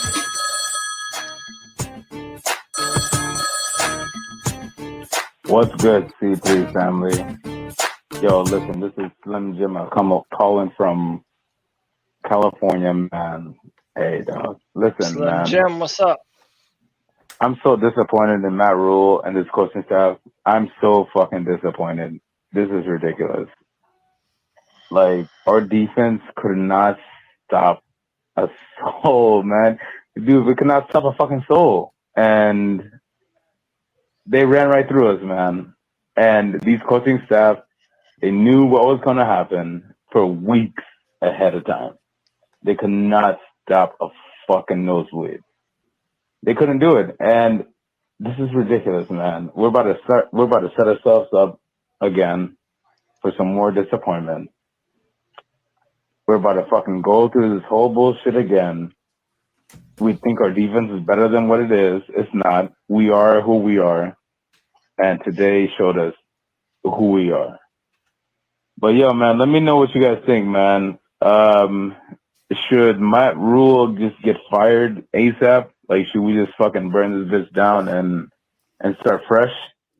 Let me know what you guys think, man. But as a longtime Panther fan, man, I'm done with this shit, dog. This shit is brutal, man. So I'm done with it, man. But I'm excited to hear what you guys have to say. But yeah, man, this is some Jim calling from the West Coast, the best coast. But you guys be easy, man. Appreciate you. Yeah, Pounds keep pounding. here we go. Next call. Fuck the pounds keep pounding. Oh. Who was that? Who was that? I don't even know if you know who that was. That was awesome. We got fans already talking about firing Matt Rhule, calling them F them clowns, maybe keep pounding or something to that effect. I really think this is what's real. I mean, I hurt my back over the weekend, like last week, and it just got like worse last night. Like I could barely walk today almost. Like I'm sitting here, I got a heating pad right behind me right now. And like and I hope it's not just me not feeling great. That's like this, but gosh, I went from so enthusiastic just a week ago, 2 weeks ago, and it's like, man, it just got like hit in the face with a wet, warm blanket, you know what I'm saying, draped over me already. And I hope that feeling does not continue, right? The number is 252-228-5098. Let's go to the next call. What's up, C3 family? This is Slim Jim calling from the West Coast, from the West Coast. Is this the same call? Hey, man, listen, We already heard that. I take back what I said, kind of. Oh, no, it's a different one. It's got a different timestamp. Man, we're so bad. And Derek Brown is a fucking bust. I honestly, I thought about it, and we're so bad, nothing makes sense. And Derek Brown is the bust. There's no way around it. There's no way past it. He does nothing. And our D-line is so trash, man. Everyone is going to run right through Carolina. They're going to run right through him. It's ridiculous. And Derek Brown, I mean, I hate to say it, but he's going to be the bust because, yo, man, you were drafted top 10 to fucking do what you got to do to fucking stop a run, but you can't. You can't stop a cold, bro. You can't stop a nose. You can't stop a runny nose. Like it's terrible. They did nothing. The D-line did nothing today. And everyone's gonna fucking watch the film and gonna be like, all right, man, look, we're going to do the exact same thing the Cleveland Browns did. It's going to be the exact same recipe, and it's going to be the exact same situation as last year, man. We're in for the long haul. We're in for the fucking this bullshit. Matt Rhule's going to get fired. Hopefully he gets fired by week 6. That's all I'm hoping for. All right. Checking out, man. Y'all take care. So, Tony, there was a clarification on your on White Chocolate's brilliant move on Prize Picks. Entries with the DNP did not play revert down to the next closest entry. So if it was your 4th pick power, it goes to a 3rd pick power. 3rd, 2nd. What if pick. it's a 2nd pick power and you have to play 2 picks though? They cancel your entry. Then altogether? it says a refund. Okay. Wow. Okay. Well, we'll see. We'll test all this out. Dang it! Why do they even have it then for a guy that's not? Hey, even but on the now roster? I'm gonna give credit to White Chocolate. Now you have to give him the blame. Damn you, White Chocolate! Dang it! Dang it! All right, let's go to the next Bastard call. son. Oh, actually, I want to ask you guys this: is Derek Brown a bust? No, not yet. I mean, it's not a bust, but I don't think at this point it's unfair to say I want more. And I do want more. And I think a lot of fans want more. A lot of people are already kind of looking at the numbers and defending him and stuff. And yeah, he ate a lot of double teams. But I don't know. I just felt like there are times when we need Derek Brown to shine. And he just doesn't and hasn't. So, I mean, again, I never had super high expectations for Derek Brown because he's a run-stuffing defensive tackle. So I always knew that he wasn't going to have crazy high pass rate numbers or passers and sacks. That's not what he's meant to do. Well, it's really, though, is that they had 217 rushing yards, though. I mean, I think that's the thing is I think people are now to the point where it's like even the people who are ready to temper that discussion because, you know, he's not the player that's meant to wow you statistically and this and that is that we don't feel a lot of pressure being generated up the middle. And whether that's the Ioannidis dude beside him or whatever it was happening, you just didn't feel like they were disruptive. And he's supposed to help the unit be disruptive, not him necessarily be disruptive. But at the end of the day is that the run game, the inability to stop the run. And it kind of just harkens back to like, well, if this guy was meant to help us so much here, why are they not better? I think, though, that I think it's just easy to pick on Derek Brown right now. Now, I did see him getting muscled around. You know, I got to go and like really watch it closely, see what I think is just if 1 or 2 plays are emblematic of his performance or if he was just gassed at that point because he's the only guy playing out there in the middle, it seems like. But, you know, is that the fact of the matter is the Panthers' run defense isn't good. And whether or not Derek Brown is a bust or isn't is like they need to be better against the run. But we also had 17 missed tackles, right, in this game. So the Panthers, like CK was saying, they were there in some cases. Yeah. It just wasn't making the play happen. But at the same time, they also bounced a lot of stuff outside as well. And Nick Chubb would just be all of a sudden be like, up, and then he's running to the outside for 9 yards. So, man, it's tough to pick on one guy. But when the unit's not doing good, everybody deserves to get picked on. I mean, it's prove it season. Like we said before, it's time to put up or shut up for everyone involved, man. And I even said that, especially given our history with guys like Vernon Butler. Y'all remember Vernon Butler? Like that guy was supposed to be the next big thing for us, and never ended up to be anything. So I think he's better than that. But we need to see more, man. If we're going to stop the run, it starts with Derek Brown. Well, and it's a big difference, too, right? Derek Brown was picked in the top 10, whereas Vernon Butler was picked number 31 that year. Yeah, true point. So, I mean, I'm not prepared to even put them in the same category there either. I think that Vernon Butler came into a defense that was pretty stout with some really savvy veterans. I mean, you got to keep in mind, I mean, this is a very young team, right? A very young defense.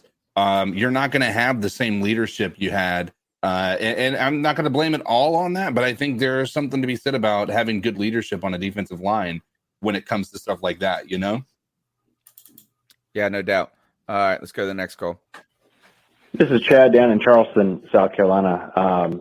Just curious after the first game, what your thoughts are on the rest of the schedule. I thought all postseason or all season, and in addition to after the preseason, we probably should just blow it up this year. We the defense isn't nearly as good as everybody thinks it is. Ekwonu got exposed first game. I think he'll get better, but he's a guard. He's not a tackle. He doesn't have the feet to be a tackle. Should have known that before we drafted him. I think we have some assets we could trade, maybe get some draft picks. I don't see more than 3 or 4 wins on the schedule. Oh, And I just think it's time to kind of go that way, draft a franchise quarterback and build it up from there. So did not see a whole lot against the Browns team with Jacoby Brissett starting to be encouraged about. I think the Giants, the Saints, the next 2 are losses. Cardinals, we may be able to pull out a win, although I wouldn't bet on it. Then you got Niners, Rams, Bucks. I mean, it's looking like a 1-6, 1-7 type start. And at that point, do you think about trading some of our assets to try to get draft picks? Just curious on your opinion. Thanks, guys. Love the show. oh, I am man. not there, but guys, I am I'm not there at yet. the burn it down stage. I think, hey, listen, if it all goes awry, like if by the trade deadline things are not, if you guys are not positive by that point that we are seeing a positive turnaround, then by all means go ahead and pull the trigger on the burn it all down. Right? We are not there yet. We are just not. I can't in good faith as a fan of this team. I cannot sit here and say let's go ahead and just pull the trigger on this season. We're 1 game in. And I mean, the reality is there was plenty of positives. I think if you look at that game and you see nothing but negatives, it's confirmation bias. You were going into this year already looking for things to be horrendous. And if you're head in the sand right now, CK.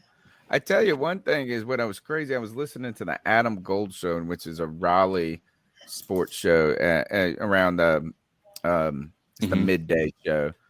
And he has just come out and said flat out that Matt Rhule is just not a good coach. Like he's on that, and he's not really super controversial guy. You know what I'm saying? Like he's just like, but I felt like he's a guy with a big reach who is kind of in tune or at least closely monitors North Carolina sports. That's what he gets paid to do. It's Panthers and the Raleigh area of college football.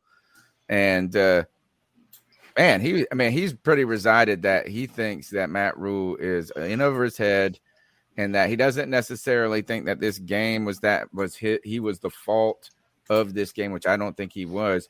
It's like he just doesn't have any expectation for the Matt Rhule era, and that being likely the end of the season.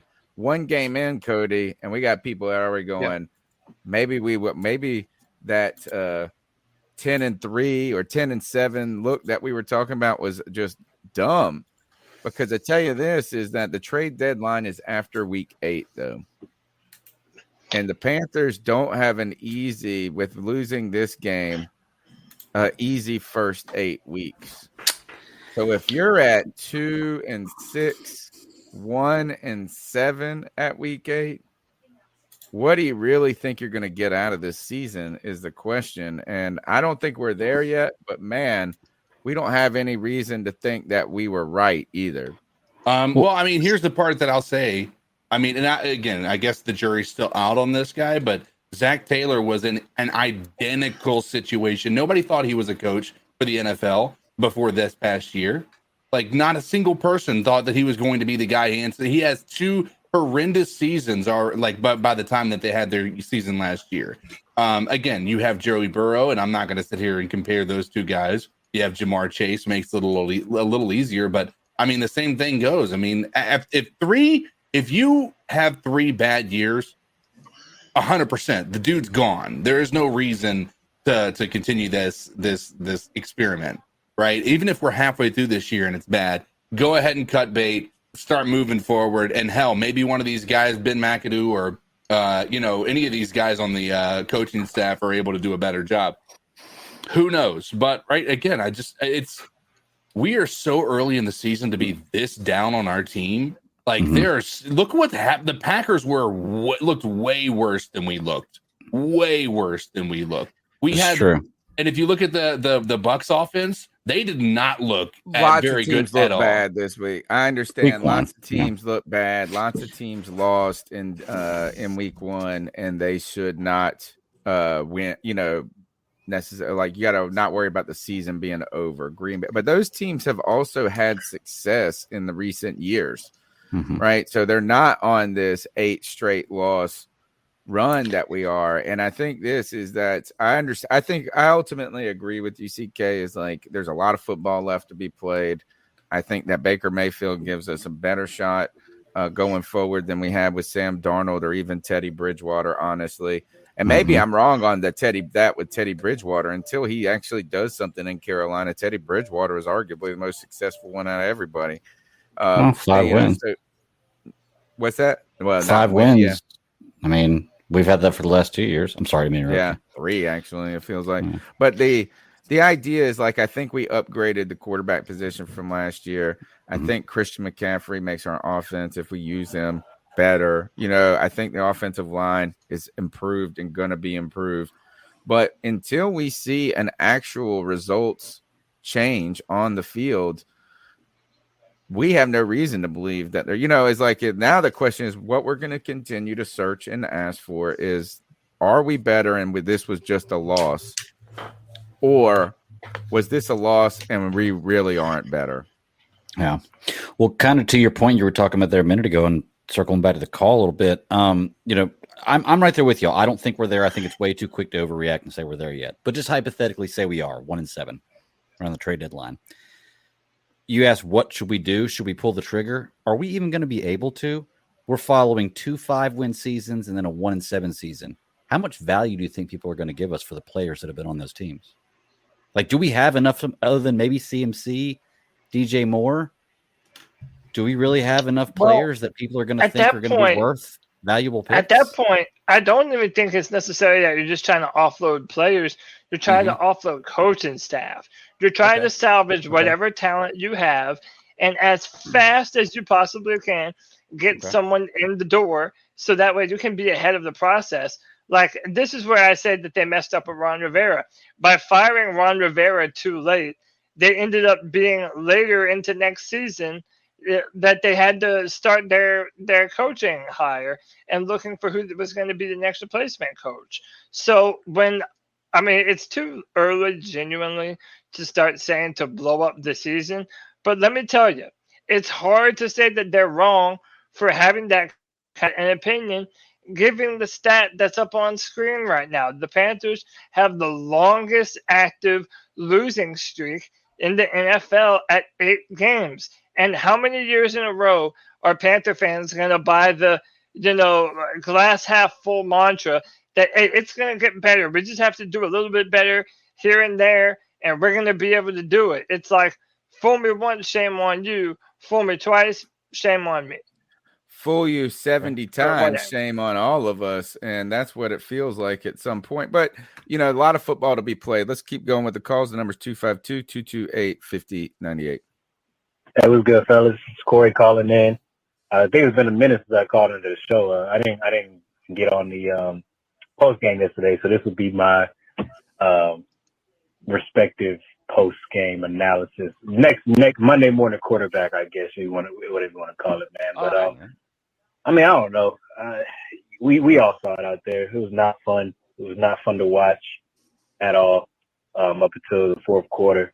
And I'm not in the camp. I don't give a shit about no missed call. I don't care about a roughing passer penalty.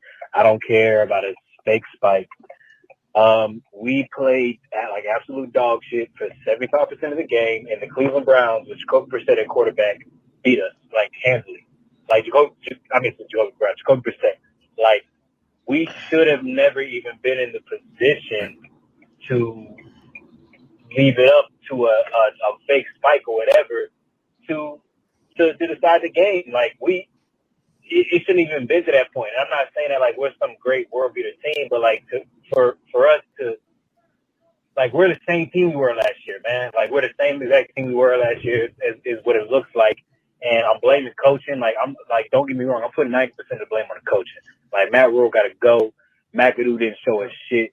Like I didn't see not one aspect of the team yesterday that looked like they were out ready and like prepared to face this opponent that we knew we were going to face for the last 2+ months. You know what I'm saying? And I'm not in the camp. Like I don't give a shit about Baker's fourth quarter performance. I don't care about the stats in the fourth quarter. He played bad, y'all. Like, and I understand the offensive line looks shitty, and Baker did all this. Like he didn't do anything in the fourth quarter that made me feel like somebody else couldn't do.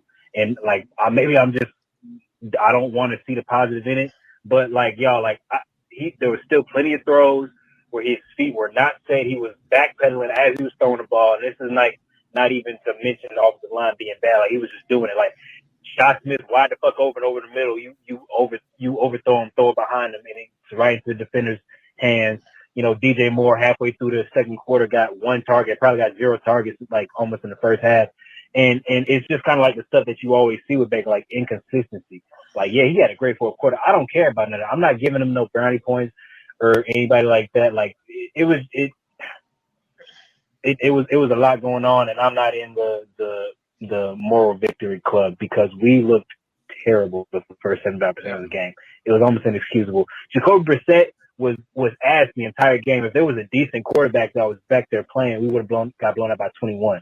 There was plenty of times where he missed the receiver. I might get wrong. That's the big fear. That's the big fear. Well, this is the point, right? You know, and I think we were all in the same boat. Like, I think we all had the same mindset at the end of the game is like, it shouldn't have come down to one quarter or one call or 2 bad calls in the final drive or whatever you may have, right? It shouldn't come down to that. But at the same time, if we had won that game, then somebody would say, well, it shouldn't have come, like the Browns fans would say, well, it shouldn't have come down to that. We destroyed them in the first half. The fact that it came down to the one play being the reason that we lost is actually, I think that's something to be positive about. Again, I'm not burying my head in the sand with this, guys. I mean, there is legit positives to be seen here. It's not like this isn't a 31-2 blowout. This wasn't a scenario where it could have been way worse than it was. We found a way to come back and make it a game. And the fact that it was a call from the refs tells me one thing, is that we're a much more improved team. If those calls were right, guess what? We probably win that game. And then people have a totally different narrative. Everybody's talking about how clutch Baker Mayfield is that he started slow. But listen, when it came down to the nitty gritty, the dude was able to get the ball into the end zone when he needed to. He was able to get the team moving the way he was supposed to. And let's be real, did we talk once about how this team didn't look like they had urgency in that final 4 minutes of the game? No, not yet. No, that was a common thing last year. Like it felt like we were just dragging our feet every time. It felt like Baker had an honest control over this offense. Am I of the mind that he is going to like be the guy? I don't know. But I'm saying right now to say that he isn't capable of it is just, again, just confirmation bias of an opinion you already had of Baker Mayfield before he came here. CK, can I say that everything that you said is right, and yet I still have not seen enough to believe that this dude is my guy and the franchise guy going forward. Right, but you haven't seen enough to disagree with that. But I've also seen that first half, and I think that's indicative of who Baker Mayfield is, and it doesn't change my belief in him. So my point is that this performance from Baker, if you're a Baker Mayfield super fan, or if you're his biggest hater, much like golf stats, you can find every different argument to bolster your own argument. I can point to the drop passes, but you can point to him hitting Ian Thomas and Robbie Anderson to put us back in the game. So it's like, until we get more of a sample size, we're still just going to be picking and choosing. And I don't blame the caller when he says that I'm not doing the pat on the back moral victory type thing, because at the end of the day, we didn't get the W, And that's all that matters in the NFL. Look, I'm agreeing with the caller to a certain extent, and I understand where they're coming from, but I'm also on CK's side with this a little bit, and I just want to bring up one point to everybody. I remember a few years ago, we were down 17 to the Eagles, I believe it was. Cam Newton was playing horrible the whole game, and we had a rally come back, win in the fourth quarter. We ended up not allowing the game-winning field goal to go back against us, but we praised Cam Newton for the ability to come back in the fourth quarter after having such a terrible game and how great he did. And if you look at Baker Mayfield's stat line, 16 for 27, 235 passed yards, passing touchdown, interception, 1 rushing red zone touchdown over 10 yards, and 2 pass plays over 50, that sounds like a Cam Newton stat line, doesn't it? Well, I mean, it sounds just like a Cam Newton stat line, and we would praise Cam Newton for this. Anything. We didn't rush the ball for anything. And I would say I do, when it comes to what CK is saying, is I think this is probably one of the worst performances you're going to get from Baker. It could be. I don't think it's going to be much worse than this, unless we see that interception number pop up. But I think all those other stats, it's like the 5 fumbles. But, I also got a friend on this podcast that says if my aunt had nuts, she'd be my uncle. And if your aunt had nuts, CK, what would she use to keep them plums nice and clean? Oh, listen, we know that them ladies try to keep things nice and tight down low, right? Men sometimes will just phone it in, right? At the end of the day, we're just sitting there. I don't know. Have you guys ever shaved and realized how much bigger you look afterwards? Oh, I mean, yeah. I'm just saying, guys, if you don't think your lady sees that and looks at you and I have my entire life kind of gone about things in a very selfish manner. And it's only until I got to a mature age in my adulthood where I was like, you know what?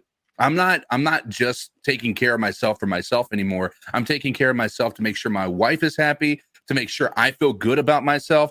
And so we have this new partner called Manscaped. Some of you in the chat have already heard us talk about them. I can't speak highly enough of these guys and the products they put out there. They have this lawnmower 4.0 that's supposed to help prevent nicks. And it's one of those things that I think that if you've ever been somebody who has been afraid of manscaping, getting some grooming below the belt because of, let's be real about it, there's nicks and things like that. This lawnmower 4.0 puts you in a position to be able to do that confidently and actually feel confident about yourself, be able to go to your lady or any random ladies and say, look what I got. I got a package for you. And so here's the deal. Go to manscaped.com, use code Panthers, and you're going to get 20% off plus free shipping anywhere in the world. And listen, I can't speak highly enough. They have a lot of different things. They have ball deodorant. They have crop preserver, as they call it. They have nose trimmers, as Cody loves. Cody loves these nose trimmers. He can't stop talking about these things, guys. I got some lot of nose hairs, bro. So yes, at this point in time, I think you guys should all go and check that out. And do us a favor, if you were interested, you don't have to spend $150 if you can't afford that right now. They have smaller packages, just like many of you guys do. And so go there, check out what they have. We need 8 people to use this code for the rest of this month. We only need 8 people. We probably got a few orders in already. So if you guys haven't had an opportunity to go check out their products, definitely head over to Manscaped and check it out. My man said there's smaller packages there, like you may have. Hey, make your package look bigger with the smaller package. Make sure you get your products, your men's grooming tools at manscaped.com using the code Panthers. All right, let's keep going on with these calls and let's see, can we find any optimism in the building here? Hey, Fitness for Life here one more time. And I should also mention that the reason why I really latched onto your guys' content is just because of the state at where the Carolina Panthers are as compared to the Giants. We're both struggling organizations over the last few years that have just been in the doldrums. And I have to say that, misery loves company. So following your guys' content has always been, definitely something I enjoy. So I'd mention that. And yeah, may the best team win. That's my fault right here by playing these calls out of order. Let's get part 1 of his call in real quick. Hey, C3 Nation. This is Fitness for Life, and I'm a diehard Giants fan that's been following the channel for the last year now. I found you guys when we faced off last year and, found your channel. So I really have the utmost respect for all of you guys and the content you guys put out on a weekly basis. And just wanted to call in, just with the game coming up this week, and my kind of take as to what to be expected. So I think that probably the biggest factor going into this game that's going to play a role for the Giants is if we're able to establish the run. Looking last week against the Tennessee Titans, we were able to put up 238 rushing yards on them. And that's something that we're not used to. So to see Saquon Barkley back healthy was great. He put up by himself 164 yards and a touchdown against the Titans defense that only allowed 3 100 rushing yard games last year. So I think that if we're able to do that, that's going to be, how we're going to be most productive. But looking at you guys, I think that you're going to be able to take advantage of our cornerback too, Aaron Robinson. That's probably where our weakest is, our cornerbacks, and I know you guys have some pretty flashy wide receivers and whatnot. But curious about your guys' opinion on the game. And yeah, this is the first time I've called in, but I'm constantly watching your guys' content when I'm working out or also taking my dog for long walks. So just wanted to pop in and say hello, and may the best team win. So go Big Blue, but keep doing what you. Hey, Tony, I do believe that there are two kinds of calls that I deem to be my favorite. Whenever we have people who listen to us long form, maybe they're driving a truck or whatever, and they put on the C3 Panthers podcast, and they'll listen to us for however long this already long-winded podcast. They will listen to the very end, but I have to admit, I also love those when we hear from fans of other teams that came, maybe they checked us out during a post-game show or during one of our preview matchups, and they end up sticking around. Yo, that's how you know your boys are doing something good on the C3 Panthers podcast. When we got fans from other teams that will still come back and hang out with us. And that's really cool. And even call in. Right? Yeah, for sure. To be part of it. I think it shows you great about football and what football can do.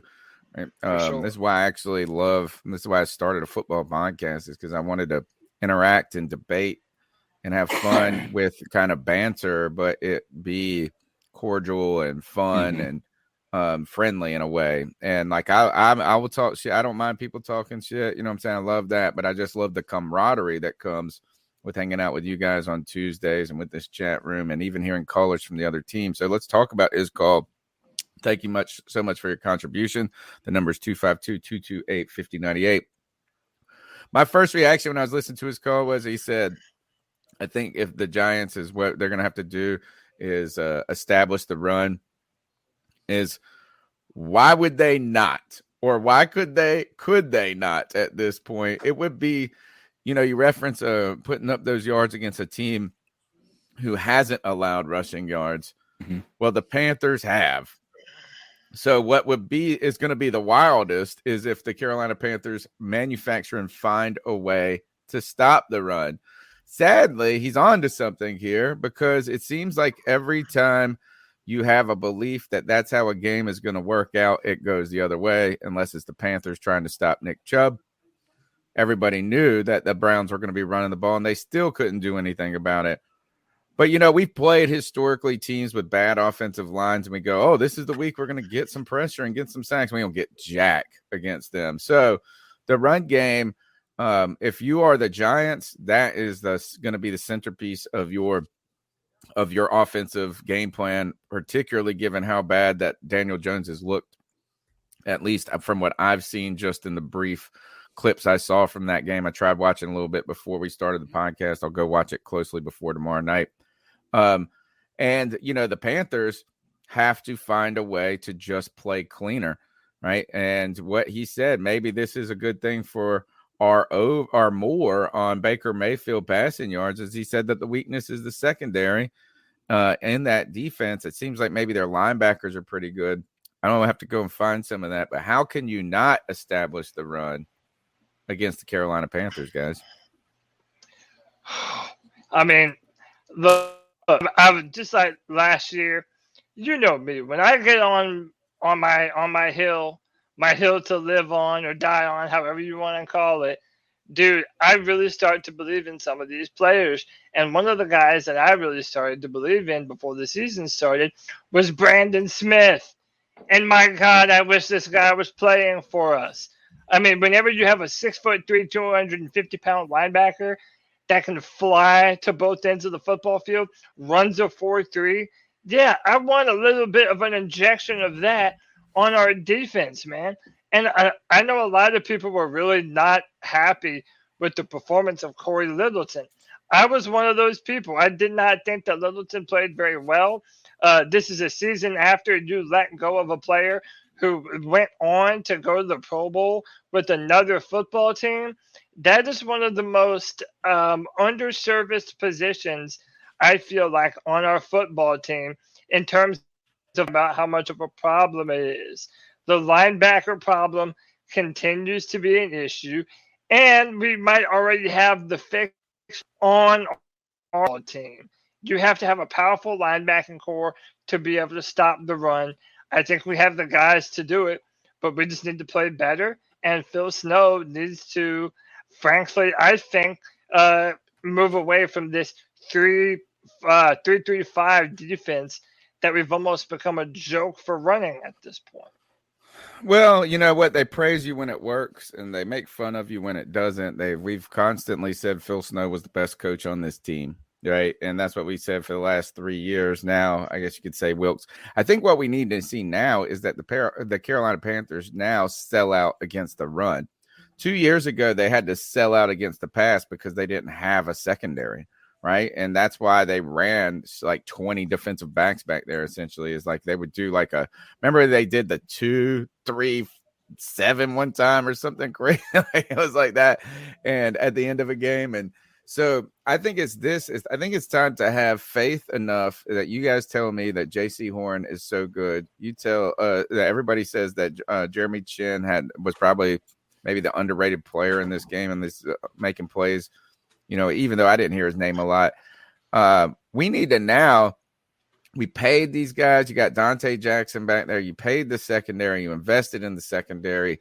I think it's time to sell out against the run and have faith in your corners against Daniel Jones and make them beat you through the air. So that's an important thing. And, you know, it's just crazy that this is going to be such an important game for us going forward. Is that I'm telling you, if we feel this way after a week 1 loss against the Cleveland Browns, imagine after that performance last year against this New York Giants team, and then going and laying an egg, them starting out 2-0 with a new coach, Saquon and Rhule like stealing the show. Say that happens and Christian McCaffrey is languishing and the Panthers lose. That is going to be, I don't know how we're going to come back onto this show and say, hey, it ain't that bad. The number's 252-228-5098. Let's keep going. Hey, guys. This is Jedi Jor. I'm going to try to make this quick. So, yesterday, I guess Sunday, it was disappointing. I think I still had the Browns as a loss on my win-loss total this year. So, I think I'm still at, seven wins for the whole year. The big test is probably going to come this Sunday against the Giants. It'll really show, what direction this team is headed because, if we lose to the Giants, then I don't think we're going to get a win till Arizona.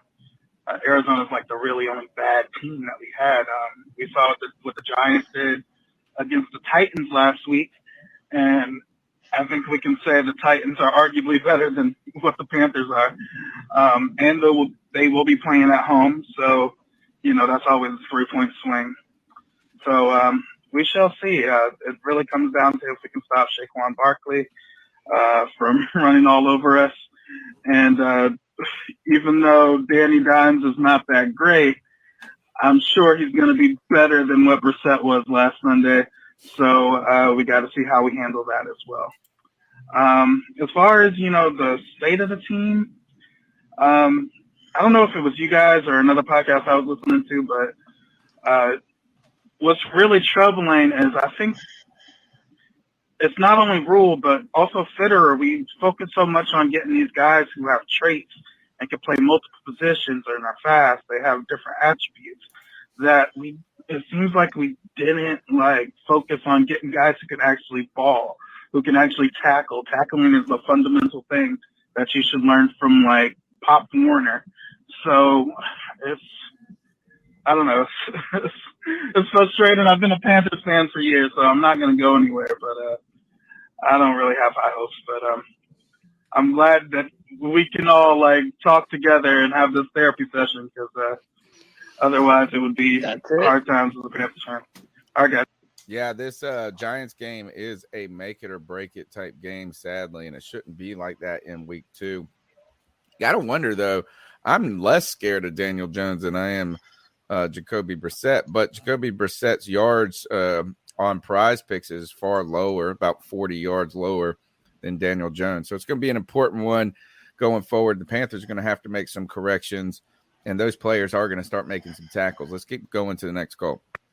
What's up, guys? This is Chase from Anderson, South Carolina. I think part of the problem with this coaching staff is the refusal to play players where they need to be. Ekwonu is built to be a guard, not an offensive tackle. He don't have the athleticism to be a tackle. He needs to play guard. If they switch him and Brady, like everybody says they need to, that left side is going to be solid. Brian Burns, I think he's too undersized to play 4-3 defensive end. He's getting manhandled. He's getting pushed aside. Yes, he wins some matchups from time to time, but I think he'd be better utilized as a outside blitzing linebacker in a 3-4 scheme. What you guys think about that? Can I answer a question here, Cody? I know you have some thoughts on this and a very strong opinion. I'm starting to go the other way a little bit, because I watched a lot of that film back, and Icky didn't look bad in a lot of those plays against Myles Garrett, right? I think you can get a lot of positives from that, but the flip side to that, I think you put Brady over there, it's the exact same result. You're going against the monster in Myles Garrett. And the reason I'm not saying that it can't work that way. I'm just saying as a whole, to look at this from the high view of, if you switched them, that outcome would have been different. I think that's just unfair. I think that you got to keep in mind Brady is very limited in his experience on this field as well. Like, he's got some more experience than Icky, but I think you also got to keep in mind he probably is going to get those same lumps, if not, potentially look worse, because I think they wanted to make Icky probably get a little bit more help. And I think there is some truth to maybe Icky isn't to blame for some of that pressure, because there should have been a chip, but I still think there shouldn't need to be that extra help. But with a guy like Garrett, it's tough. It's a tough uphill battle, and we all knew this was coming. So let's just, like I said, I think the idea of switching them, I don't think it's impossible for Icky to be a good left tackle. I just think this was his first NFL game against potentially one of the best defensive ends in the entire league, and he wasn't getting a tremendous amount of help until that second half. I mean, for the most part, I agree with a lot of what you say, CK. Like, when you're going up against Myles Garrett, you should expect some lumps and bruises. And while I can't sit here and guarantee you that Christensen would have done better, I'm just of the opinion that he has more tools in his left tackle bag at this current moment than Ikem Ekwonu. Yeah. And I feel like when you're thinking about Icky, a lot of people forget that coming from NC State, he didn't come from an offense that asked him to pass set a ton. They were a run-first offense. Only later in the season did they really start to air out the ball. So it's going to – I'm not sitting here – I'm not giving up on Ikem Ekwonu. You're hearing a lot of people on the phone calls saying, he's just not athletic enough. He doesn't have the footwork. needed from the left tackle position to be able to live there. I don't think that's what it is. I just think that you're looking at a rookie player who is having to play, honestly, one of the hardest positions to play in all the NFL at left tackle. You're going up against freak show defensive ends week in and week out, and to have the kind of athleticism, play strength, and the length that you need to be able to do those things.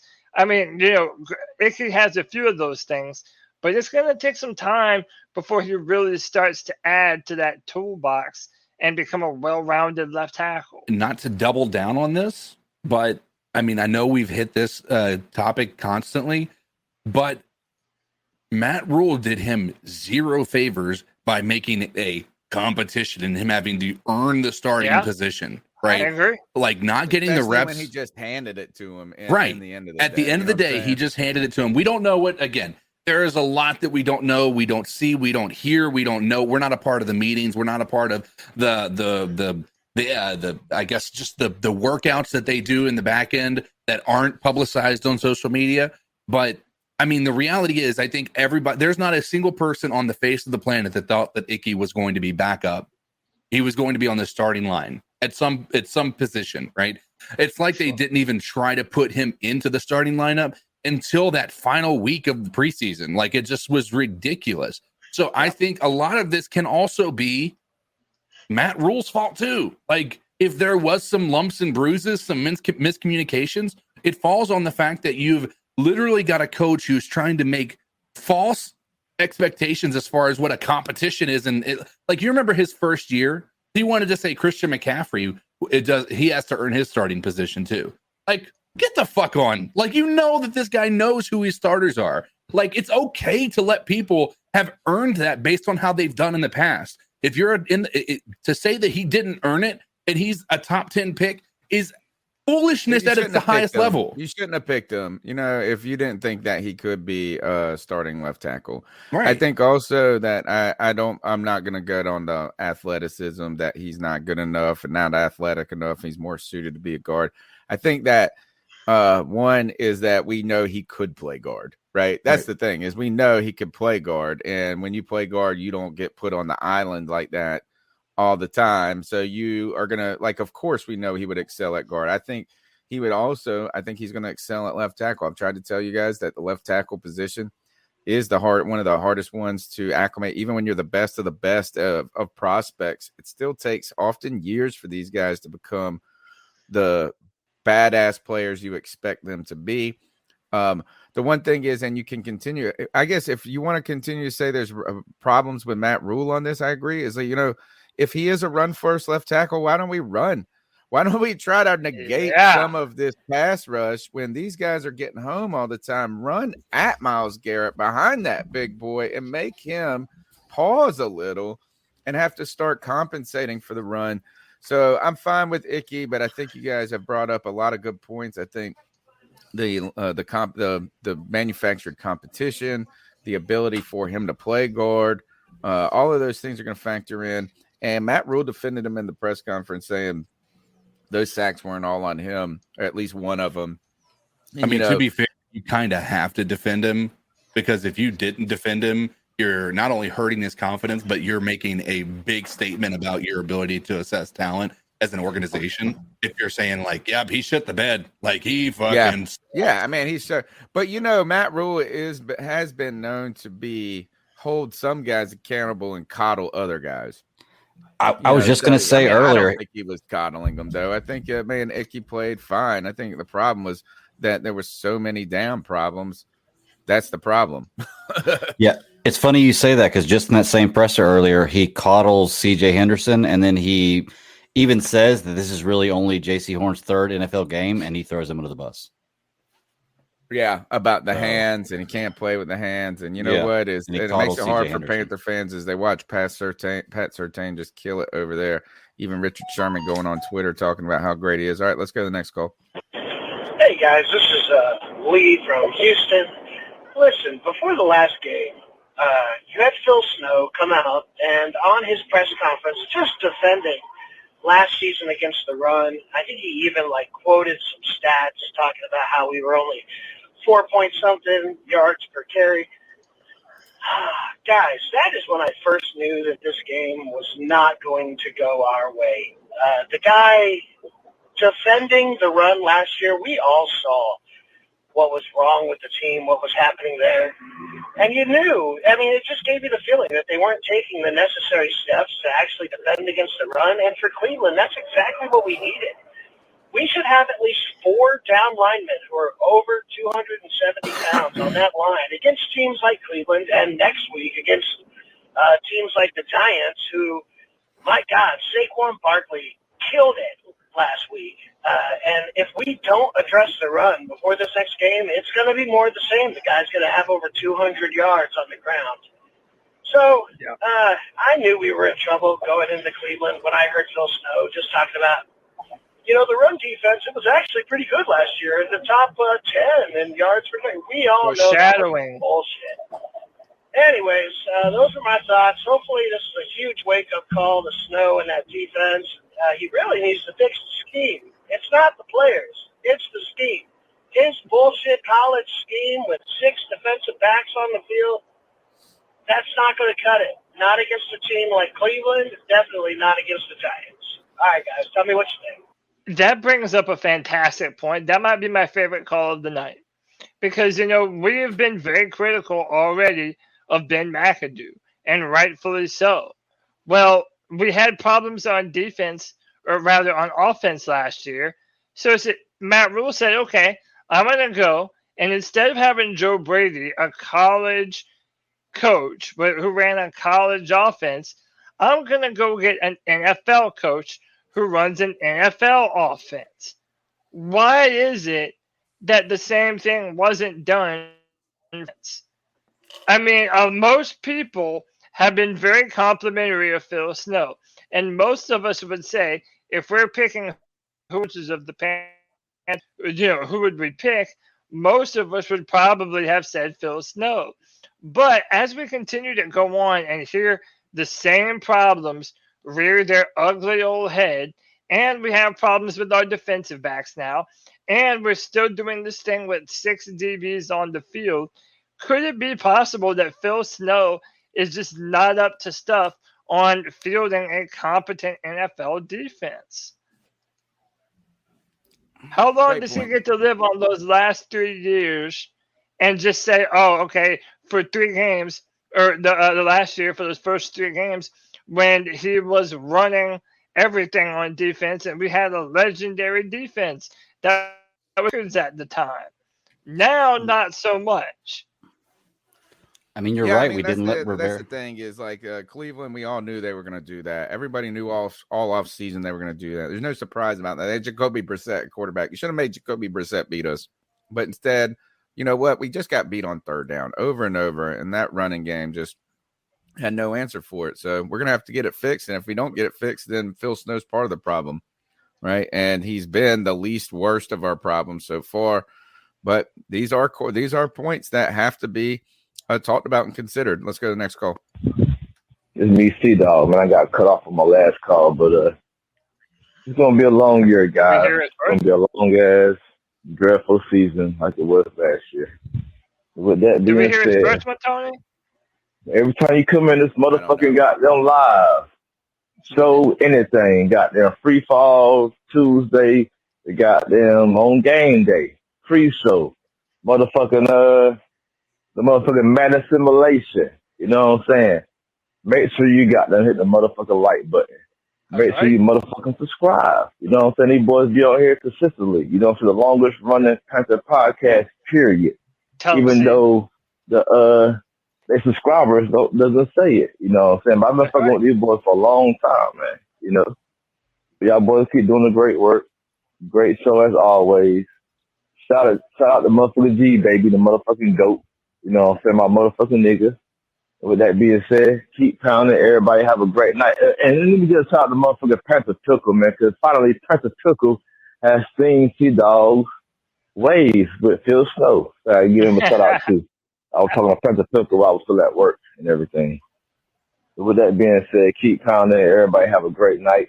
And just get ready to ride this roller coaster, man. You know, but the only thing we can be happy about is next year we will have a real fucking NFL coach. Only bad thing is we was going to wait 3 years of Brian Burns, fucking McCaffrey, and DJ Moore with this fucking mediocre college bullshit that we got going on right now. All right. Anyways, great show. That, see. Keep pounding. Make sure you hit the motherfucker like button and subscribe. A great night, man. Everybody have a good night. Great Appreciate stuff. you, C-Dog. Let's go to the next call. Awesome, man. I hope you're doing well, gang. Yeah, first half was. Hey, I Rich. was all dressed up. Here I am, on the my canute shit on and my sneakers. Oh no. Yeah, that was a total disaster between. What y'all saying? All I don't know right. about. Man, I think Himself we or got whatever, a bad but connection. He probably paid that might be something. Lid on Yeah, it. it's hard to hear him. People that play like with bravado need to just do it. We have to accept that that's what he is. It's like Cam. Trying to suppress what Cam was just doesn't work. But Baker's in Britain we have Marmite, which is this black stuff you put on toast. You either love it or hate it. Okay, Baker's going to piss off 30% of the people all the time, and he might as well just accept that. And then the rest of us, he might as well just play up to it and enjoy it. Obviously, great to see him get the pass to Robbie. I thought Robbie looked good. Nice to see PFF rated him below DJ Moore, of course. But apart from that, I think we'll improve. Matt Rhule's an absolute laughing stock amongst everyone. I don't think Tepper's going to be able to cope with this much longer for a guy with his ego. I mean, every sort of national podcast I'm listening to, you know, around the NFL and stuff, they're just laughing at Matt Rhule. There are mistakes made during the game that have been picked up on by people with lots of knowledge about the game, and they're just like, you know, you didn't cover Kareem Hunt, and you know, it's like there seems to be basic coaching failure. You know, we were pre-season and we were all quite excited. The coaches seem all right. I think we'll get better. I mean, the second half we were pretty decent. I've got to say, though, to cause controversy, I think that Brian Burns is a borderline third down pass rusher. He isn't. He's a full-timer, but he's good, maybe very good. But he would work much better with much more coming off the other side. You know, is there that much difference between Burns and Haynes? There is, but in the terms of their role, you know, digest that a bit.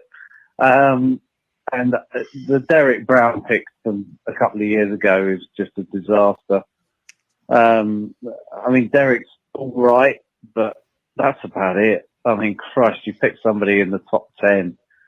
And all right. Great call, Rich. Kind of murky in the beginning of the connection wise. He's from across the pond. That probably cost him like $9 to make that point. And how about this? Is he brought up that he really is onto something when it comes to like what the national opinion is, whether or not we're being too hard on Matt Rhule or not. No one's doing this guy any favors nationally or talking about him in any positive light. Even the people that saw upside have changed against that. Irony or interesting part about this was I heard that it was David Tepper's birthday this game. Happy birthday, David Tepper. Happy birthday from the basement. All right, let's go to the next. And also, we're turning on our own. Icky's getting called out. Brian Burns is getting called out. Who's next? DJ Moore? CJ Henderson. Greg was saying we need to get rid of CJ Henderson. Derek Brown. A long time. We need to trade J.C. Horn. Christian McCaffrey. Trade the farm, baby. Trade the farm. Next call. Panther Nation, how y'all doing? It's your boy G. Cavassier. Hey, man, I had a little thought in my daggone head, and I don't know if it's going to stick, but I see a lot of people aren't really happy with Icky. I know it's still kind of early, but people saying that he's not needed and everything like that. My question is to you guys, man, what do you guys feel like if we switched him to left guard and put Christensen at left tackle, put Brady at left tackle, and put Icky at left guard? This is just a thought, you know what I'm saying? I mean, because I'm reading all this stuff online, and I never noticed that he was not me. Never knew that, man. You know, but what do you guys think about that, y'all? Keep having You know, we've talked a little bit about that. As I think it's you know, it's going to take some time. Let's go on to the next call. Let's see if this What up, guys? It's Nick. So, What up, Nick? At least the first, 3 quarters for the most part kind of sucked. Baker kind of turned it on right before the half, but man, it was hard to watch. Why does he But sound the like thing a we got to chipmunk? constantly remind ourselves is this O-line, not all the pieces that are there now were there last year. Okay, one of our major pieces is a rookie. I got caught. Yes, he was going against Myles Garrett, who is one of the best defensive ends in the league. Okay, so he's not going. You can't realistically expect him to perform like Rashawn Slater did. Okay, that was just. I'm not going to call it a fluke by any means, but Icky is not Rashawn. It's that simple. Okay. So we knew that there was going to be some continuity issues as far as with the O-line. We also knew that we didn't really do much as far as our front seven is concerned on defense. If you don't do anything with the front seven, how do you expect anything to change with the run game? Okay, so we knew both those things going into Sunday. They were going to be a problem. All right. Baker, yeah, he looked terrible in the first half with all those drops, all the drop snaps. Like, dude, you can't be doing that. You are a professional in this league. This shouldn't be a fucking problem. But how Baker played in the fourth half, or the fourth quarter, okay, if he comes out and he plays like that against the Giants, then I'm happy. I knew this team was going to take a little while to kind of gel together and that sort of deal. We changed far too much. So, guys, let's just keep our heads up. It's early in the season. Who knows how things are going to play out. Keep on it. All right, next call. Yo, what's good, C3?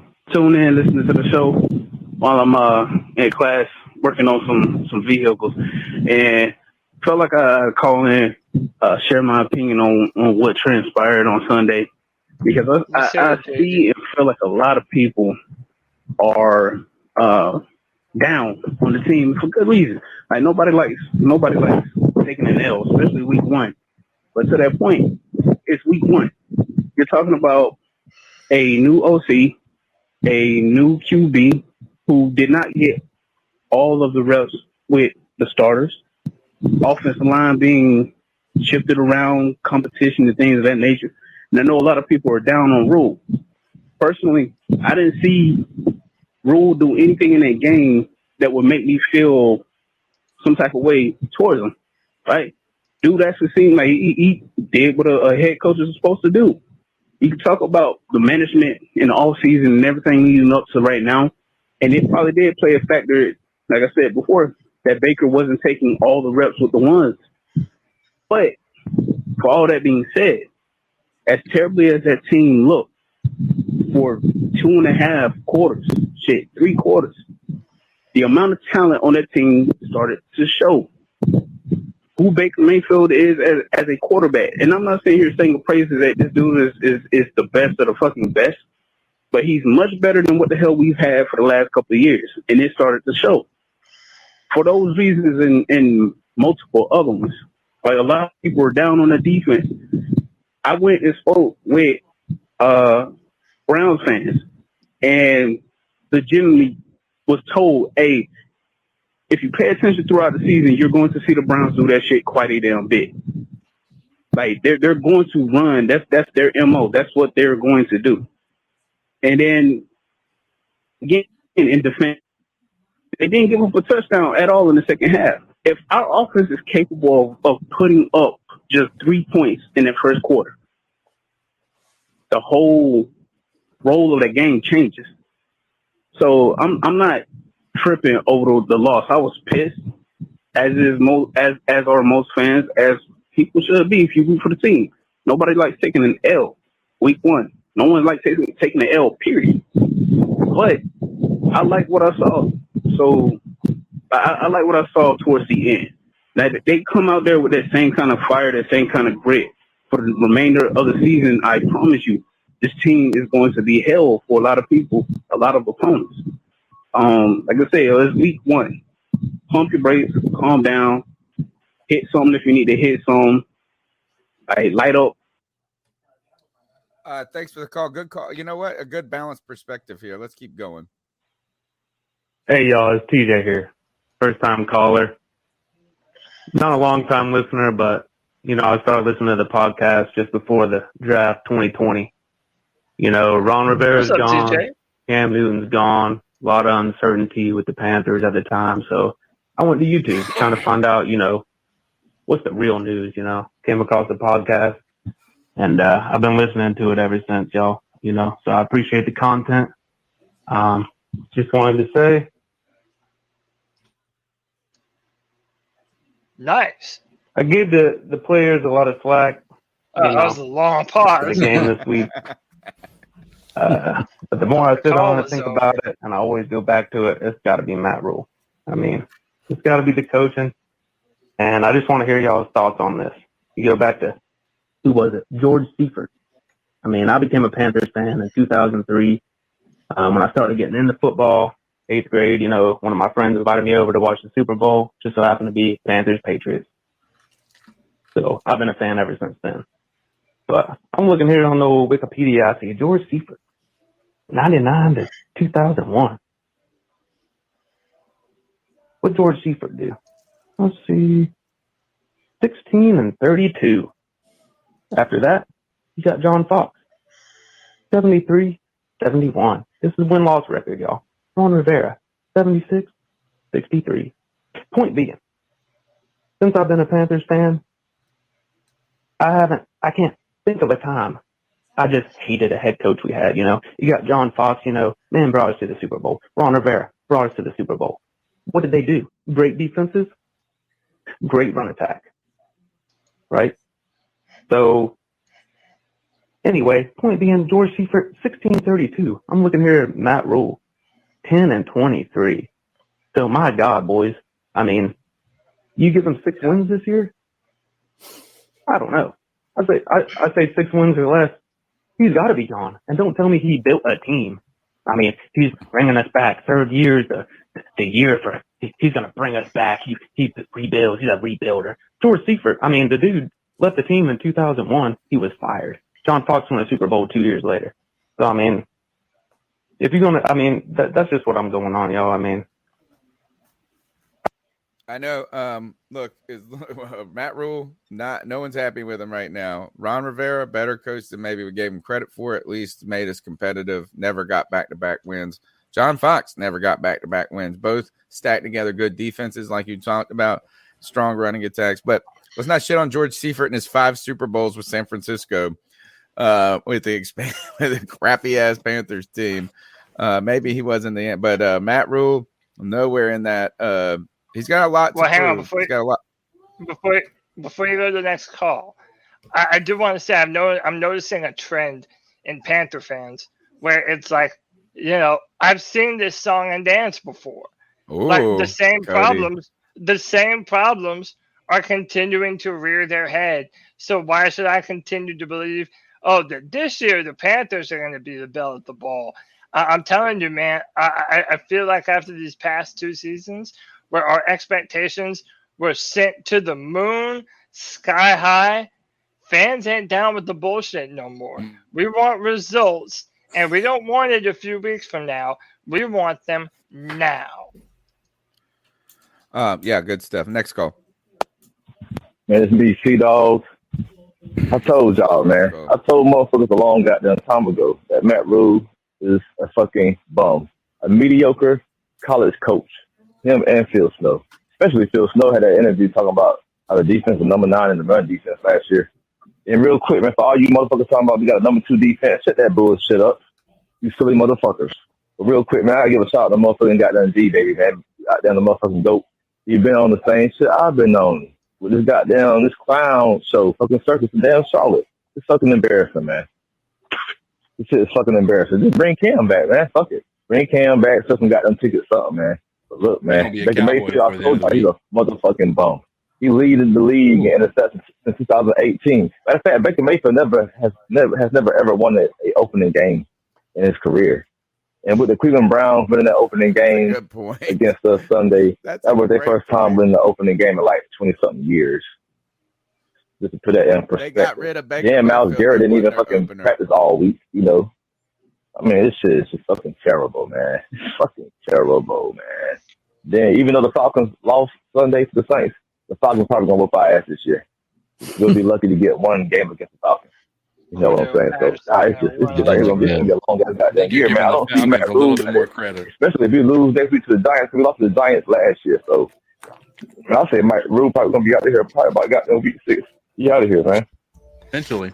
You know, but shit. The best thing you can do is every game, make sure you got some liquor, some weed, whatever you got there, whatever is your goddamn source of poison. You know what I'm saying? And get fucked up and enjoy this motherfucking roller coaster ride, man. Until it's over with. You know, maybe Pepper has finally learned his fucking lesson and get a real fucking coach. Not do this dumbass shit. I can't believe he gets motherfucker all this fucking money. You know what I'm saying? All he does is get out coached every fucking game. Then think about how the fuck goddamn Christian McCaffrey only got 13 fucking carries. Like, what the fuck? Man, we got all these fucking running backs, All right, man, we motherfuckers. appreciate it, C-Dog. He's a great listener to the show, great supporter, like he always says. Smashes the thumbs up button, be a part of the conversation, show your like, and by subscribing. You know, I think this is what we'll talk about. I want you guys to think about as we listen to the next call is what is the number that gets through week 8, through like what week? And let's just say week 8, the trade deadline. What is the record that we have that Matt Rhule is fired then? All right, let's go to the next call. What's up, C3? This is Tim. I was just going to call and say that we've been let down again. Nothing new. But I will say this. The resiliency that Baker Mayfield showed to bring his team back after all the dropped snaps, all the mistakes that were made, he bounced back. We did what we had to do to take the lead, and there's not much more you can do to that. They could have played a whole lot better, but it is what it is. Yeah, but, I mean, Baker looks pretty good. The snaps, they got to clean that up. The batted balls, that's going to happen. He's 5'1", something like that. But, yeah, 5'1". I'm optimistic about what this season can hold. Love you guys' show. Keep fucking pounding. Appreciate it. That is a great call. Can I just point out real quick, that is something we said about Sam Darnold last year that we didn't like, and it's his problem is that he can't pull himself out of a slump when he comes in there. So we should give – I feel like that's a good point. Baker should get a lot of when the credit for that. pressure was on. When the pressure was on, Sam Darnold crumbled. Yeah, Baker didn't. But at the same time, Baker had Christian McCaffrey, and when Sam had Christian McCaffrey, he went 3-0 to start the season. Fair point. Yeah. All right, next call. What's up? This is Nostalgiaholic. Just calling in with my thoughts.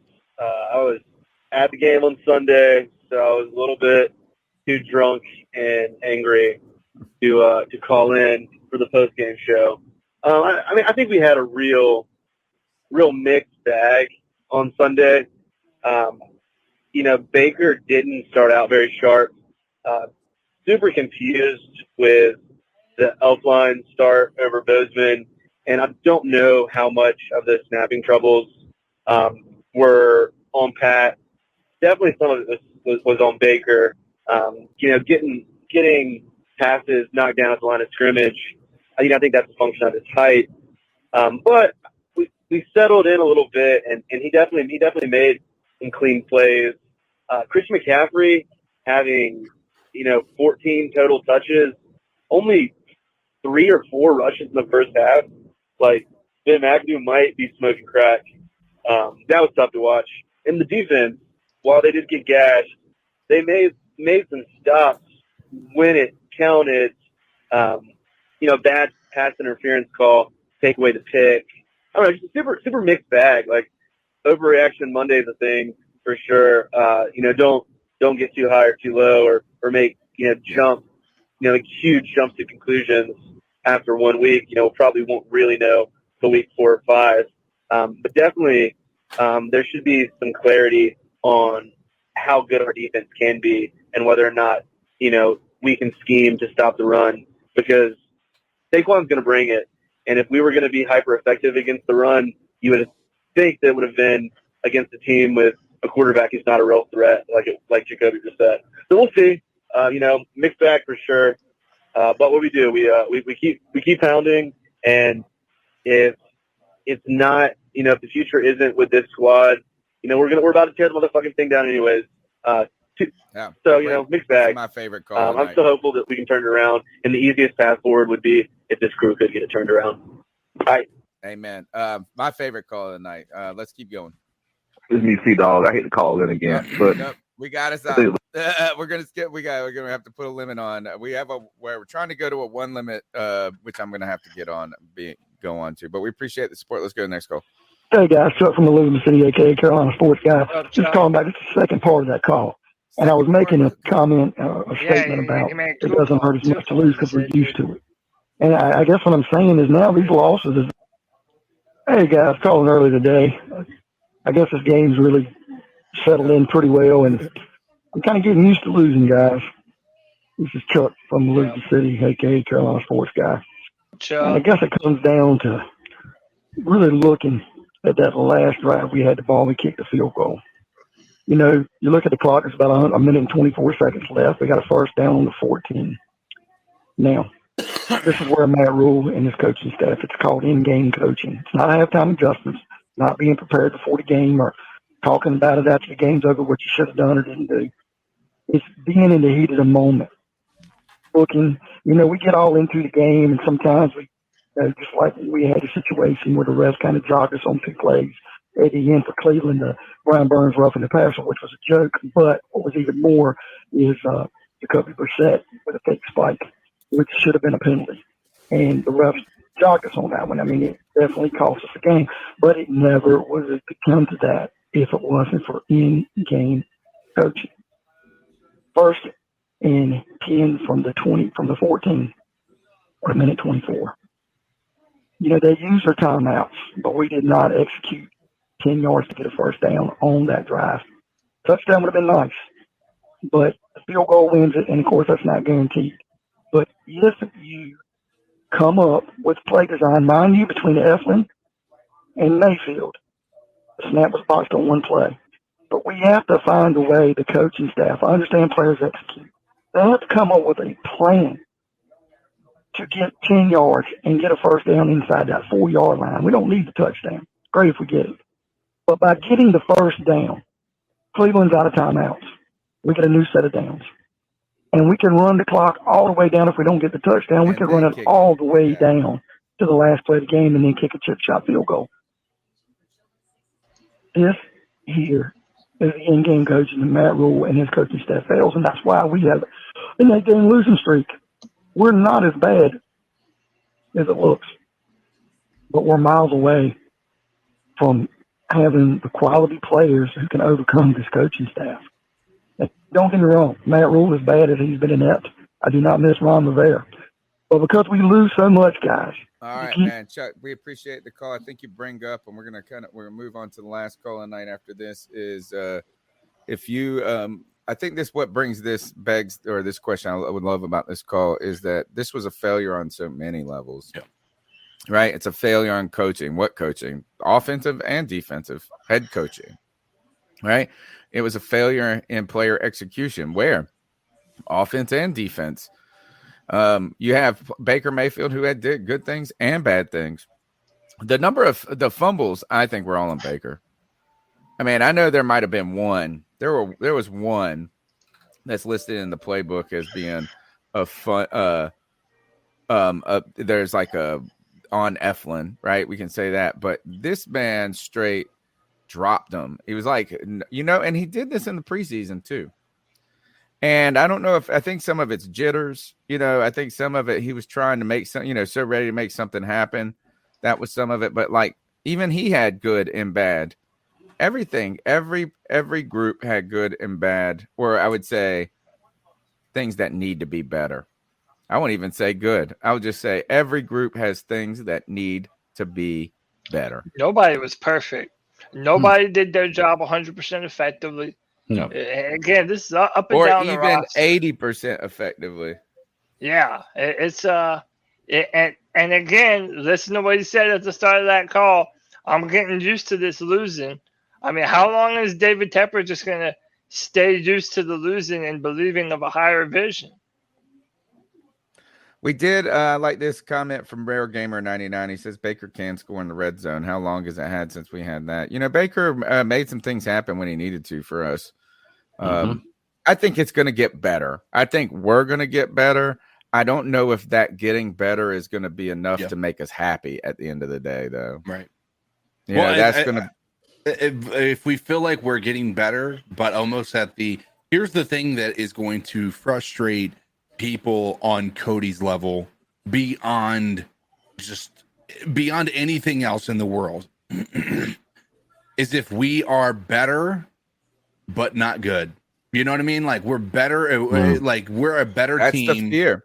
That is the fear, right? Even if Baker comes in here and proves he's above average as far as a quarterback, which that's the everything's still out on that. The jury's still out on that. He's had good years, he's had bad years.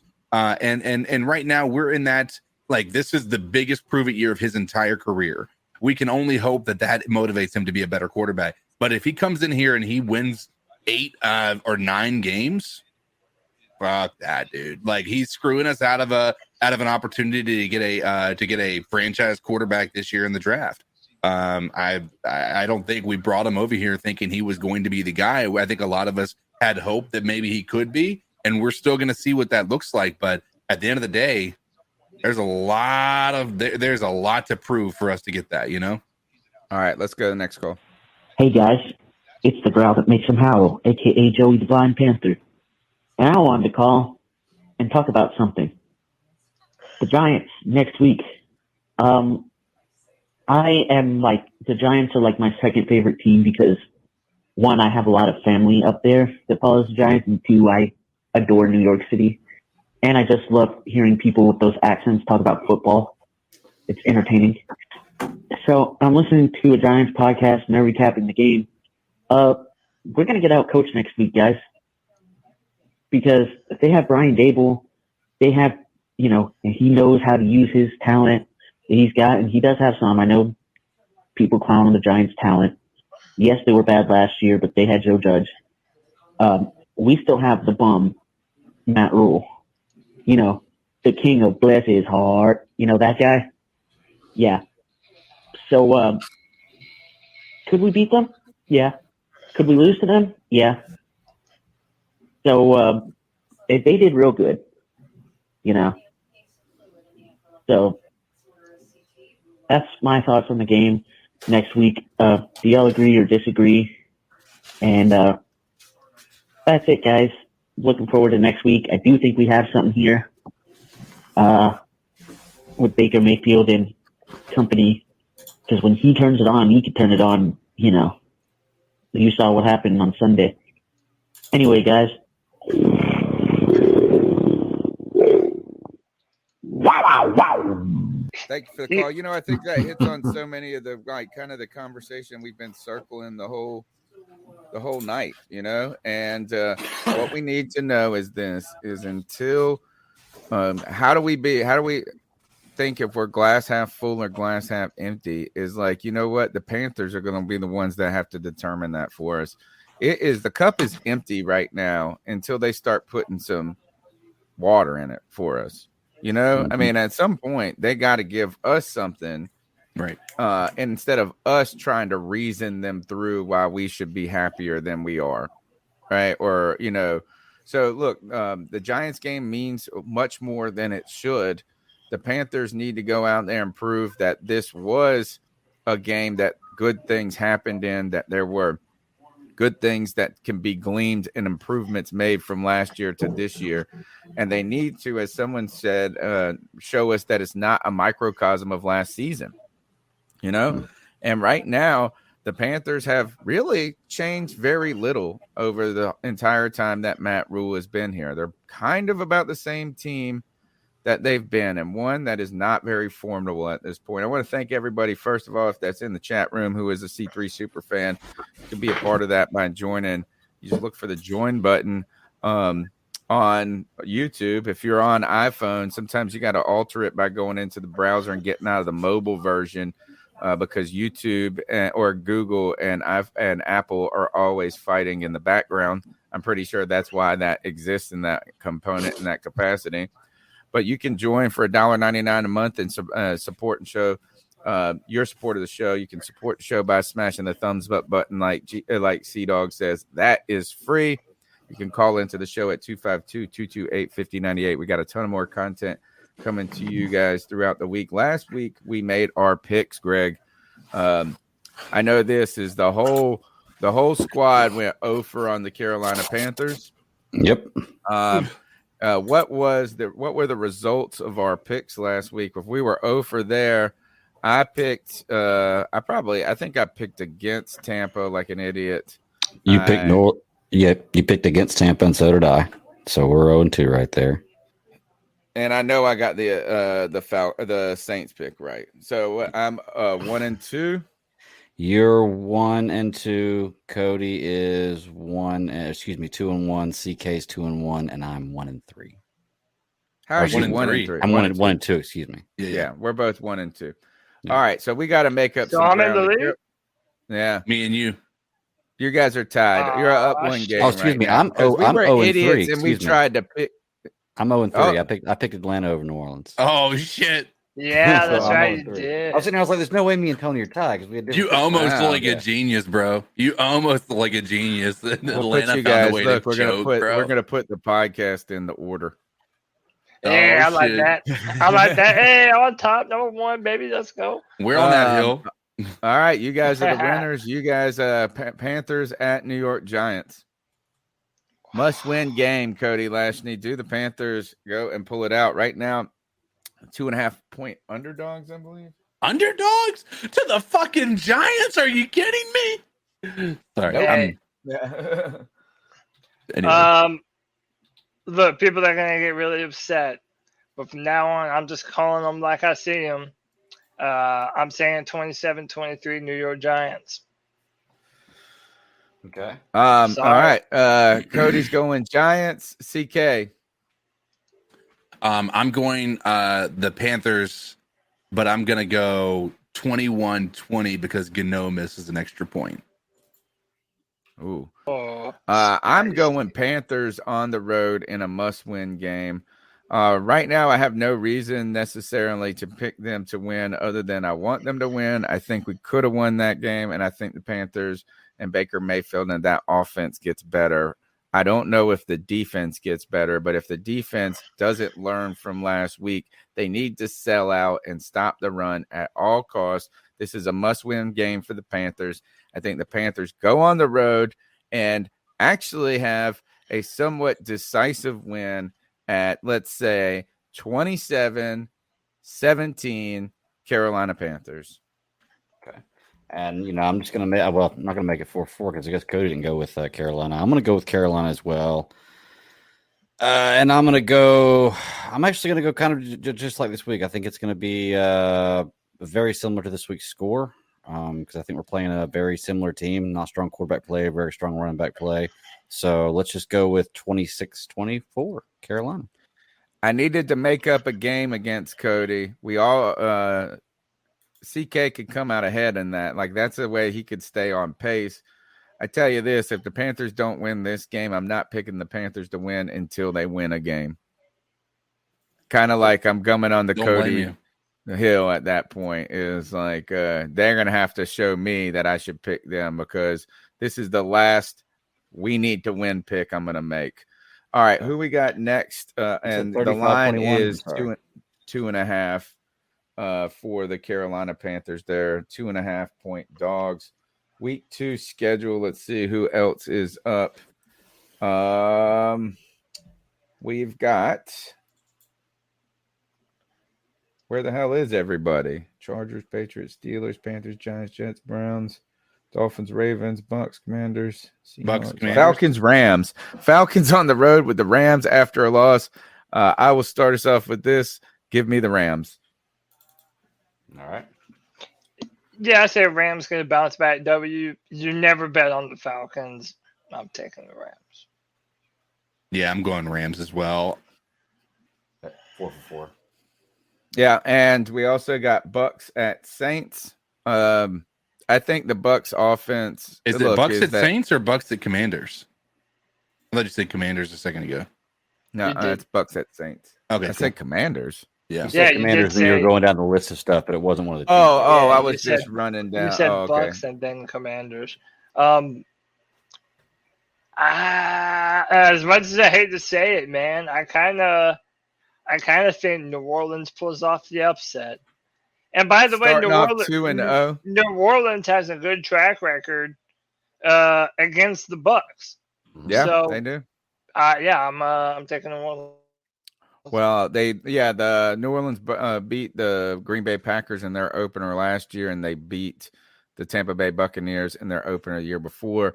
Tampa Bay Buccaneers, look, I watched. Tom Brady still can sling it. He didn't have great numbers necessarily, but he still got it. All of that hype is over. How did I even for a second doubt them against the Cowboys? I want the Bucks here. Nice. I'm going Saints. Did you see how bad that offensive line played with the injuries they had? Tom Brady got knocked down a lot more than I would have expected him to. He's not going to have Godwin. Julio Jones was okay, but he wasn't an it factor in that game. It was very underwhelming, which Tom Brady tends to be the first game of the season anyway. So I hesitate to put the Saints above him, but I think the Saints coming off of a pretty major comeback. I don't want to do this, but I think the Saints pull it out. All right. Look, we got a couple of late night Warrior calls right here. Let's power get my pick. Quick. Hey guys, I thought you made it. Sorry. No, I was going to say the Bucks over the Saints on this one simply because Jameis Winston threw for 269 yards and 2 touchdowns last week, almost all in the fourth quarter, and he won, and people praise him for it. The exact same thing almost Baker Mayfield did, and people want to give him hell for it. So for the same reason, I'm just going to say they started slow. They're playing against a better defense with Tampa Bay. So I think Tampa Bay doesn't let them explode at the end. I like it. it's the growl that makes him howl, aka Joey the Blind Panther. And I wanted to call and talk about something. The Giants next week. I heard this call, right? No, yeah, I said 2 more. I'm a fan of Baker from Texas, and I'll tell you one thing. It wasn't him that let the Panthers down against the Browns. It was the defense and a bullshit call from the officials, but it also goes down to the point of I was a college quarterback, this. And if you get good coaching around Baker, he has nothing but extreme, like Super Bowl quality, and if not Super Bowl quality, at least getting you to the playoffs every year. So take that for what you want. He said the But hardest part. I think good coaching. I think the defense let the team down on Sunday. So Baker. Thank y'all. I enjoy watching y'all's podcast. Yeah, thanks a lot. I think we said a lot this in the post game, guys. The thing is that game we would have been dead in the water after a start like that with Sam Darnold or even Teddy Bridgewater being able to come back and play from behind. Particularly Sam Darnold making some fumbles like that pick, he would have been at least his track record shows him being mentally destroyed. Teddy Bridgewater just wouldn't have taken the shots necessary in the moments to get you back in the game. And I think that Baker made a lot of mistakes, man, I think that the batted balls are, we're going to see if this is, just a habit or always happening. I saw it in the few games that I went back and watched in Cleveland, even in his best season. So that was something that exists in his game. The fumbles, though, fumbles. But we got to love this but Baker Mayfield went over there and got mad, got angry, and got us back in the game. So look, I expect Baker Mayfield to have better performances going forward. Let's go to the next call. Hey, what's up? It's Ty calling back. Hey, I'm going to say something about Baker. Here's the thing about that guy. out of 10, he's a 6 out of 10. You know what I'm saying? He's going to do a lot of things good. He's going to do a lot of things to keep the fan base going. He's going to keep you guys rah-rah, and, he's going to say some edgy shit. He's a Baker, bro. So he's going to have some people on his side, and he's going to do some good things. But at the end of the day, when it comes down to that fourth quarter or it comes down to that critical play, he don't ever show up. You know what I'm saying? And he does those cardiac interceptions. You know what I'm saying? At the absolute wrong, inopportune time, going to throw a cardiac interception.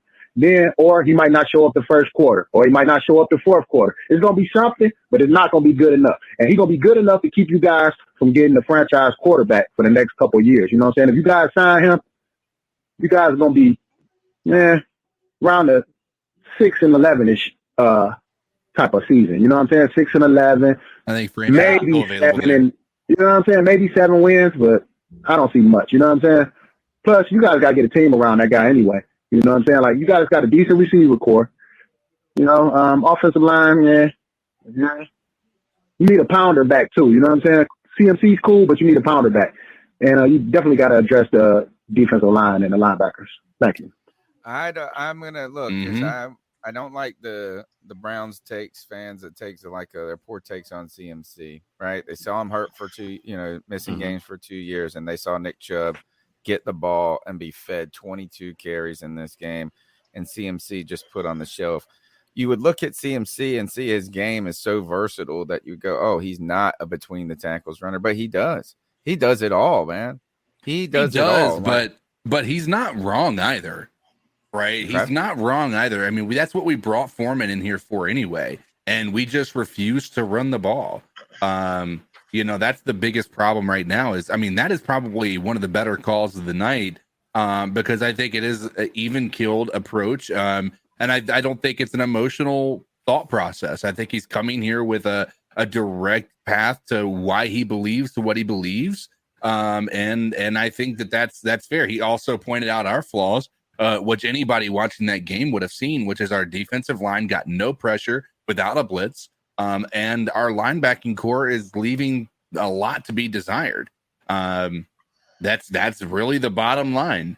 I think 6-11 gets us one of those franchise quarterbacks this year, by the way, personally.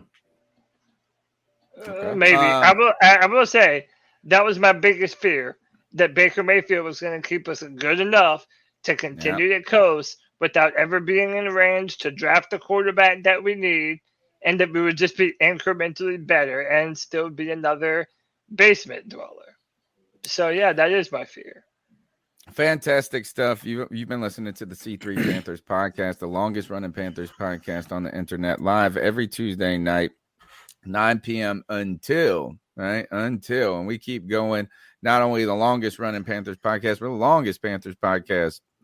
But you know it, you love it. Look at these people still calling in, people still watching, still being a part of the chat. We ask you to support the show by subscribing, right? Smashing that thumbs up button, checking us out on iTunes, TuneIn, Stitcher, wherever you get your podcasts, and supporting our sponsors, Manscaped, with the promo code Panthers for 20% off your order and free shipping, as well as Prize Picks 100% deposit bonus for daily fantasy sports. You can go there and make some coin using the code C3. The last segment of the show, guys, is the Ice Up picks. Let's ice some fools up. And our Ice Up segment, if you don't know about it, it's where we tell someone to ice up, toughen up, to get it together. Here's our homage to Steve Smith.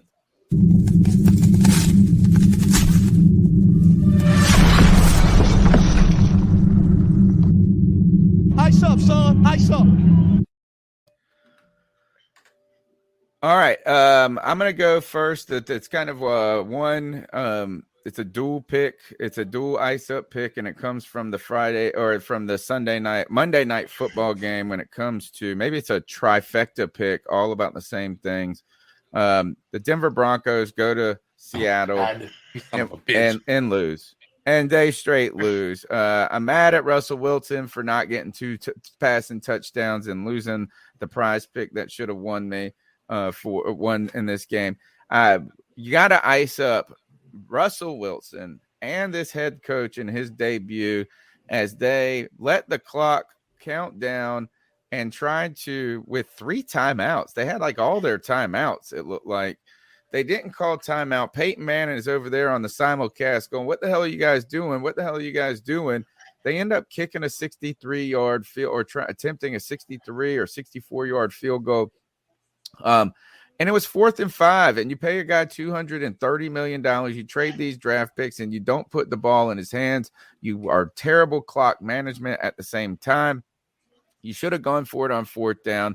You should have called a timeout and talked about it. It's not like giving them the ball back, even if you kicked it, was going to be that much of a fear at that point. You should have had more faith in Russell Wilson. And you know what? So I'm going to ice up that coach, but I'm also going to ice up Russell Wilson. He should have called the damn timeout. He should have said, you know what? I've been in this league doing this longer than you have, sir. Let me come over here. I'll be here when you're not. So ice up to that. And this is kind of emblematic of it. I just want to say, I don't know. This is just like, hey, man, when you celebrate, you celebrate. The I don't even know who this is grabbing Godwin's butt, man, but this is a good hefty squeeze right here of this. And he was saying this is that Broncos one last minute 4th down call, and the inability to call a timeout was straight cheeks. That's what he's saying right there. So to you, Russell Wilson gets it first. He should have been the one, I think, that called the timeout and said, hey, let's really talk about this. What the hell are we doing? Let's go for it. 4th and 5. Ice up, Russell Wilson. Ice up. So mine is to always know that you have cameras on you at all times, especially at an airport. Dude, tell me this isn't the craziest lick that you have ever seen. Watch this woman right here, okay? So this man, he's at the baggage check. His headset falls onto the conveyor belt. Chick grabs him, picks him up, deuces. Wow. I'm fucking out of here. This dude's looking around trying to find... Dude, how cold is that? She had not... Wow. She didn't have a second thought about taking this poor bastard's headset. Grabs it, picks it up. Can I point out one thing? It's gotta be fake. So people were saying that in the comments. It was never verified though. I also heard that it could have been his wife, and she saw him drop his headphones and just messing with him, right? Or just picked him up, not thinking he was gonna freak out. But why would they be videotaping that right there though? Like, it's true. What's the point of having your camera out in that moment? Like, there's no logic to that whatsoever. Good point. I will say that I chose this over a much nastier ice up pick. So maybe this is fake, but the thing is that it doesn't surprise me in today's world that someone would be so brazen about doing something like this. So yeah, it's pretty messed up. So to those people who are just constantly looking to get a leg up on someone, you're on camera, stupid. Ice up. All right. So since Tony had taken my one about the timeout in the final minute and a half, by the way, they had 4 minutes on the clock when they got the ball back, and they didn't even get within 60 yards of the field goal before they had to kick the field goal. Like they drained 3.5 minutes off the clock, and they didn't even move like 40 yards down the field. Like it's insane. Anyway, so I'm sure you guys all remember the Super Bowl where just give it to Marshawn. Just give it to Marshawn. Mm-hmm. And Russell Wilson throws an interception. Mm-hmm. Well, on Monday Night Football, they decided to give it to their running back on the goal line twice. Mm-hmm. And he fumbled, and it was recovered by the Seahawks twice on the goal line. I just got to say, like, the irony is fucking hysterical. That on top of the fact that the Falcons continue to find a way to blow fourth quarter leads. Like the list of fourth quarter leads that the Falcons have blown over the past 3, 4, or 5 years is hysterical. Like hysterical how bad that is. It's got to be like 33-3. So the ironic endings like that, I have to say, ice up, son. Right on, ice up. Greg, what you got for us? Mine's really simple, man. Really low hanging fruit. Brad Rogers, the head referee at the Carolina game. I'm pretty sure that was his name. Yeah. Look, dude, we talked about it at the beginning of the show. Like there's only 2 explanations to why you got that wrong, especially when your definition of why you didn't call it was the exact definition of why it's a penalty.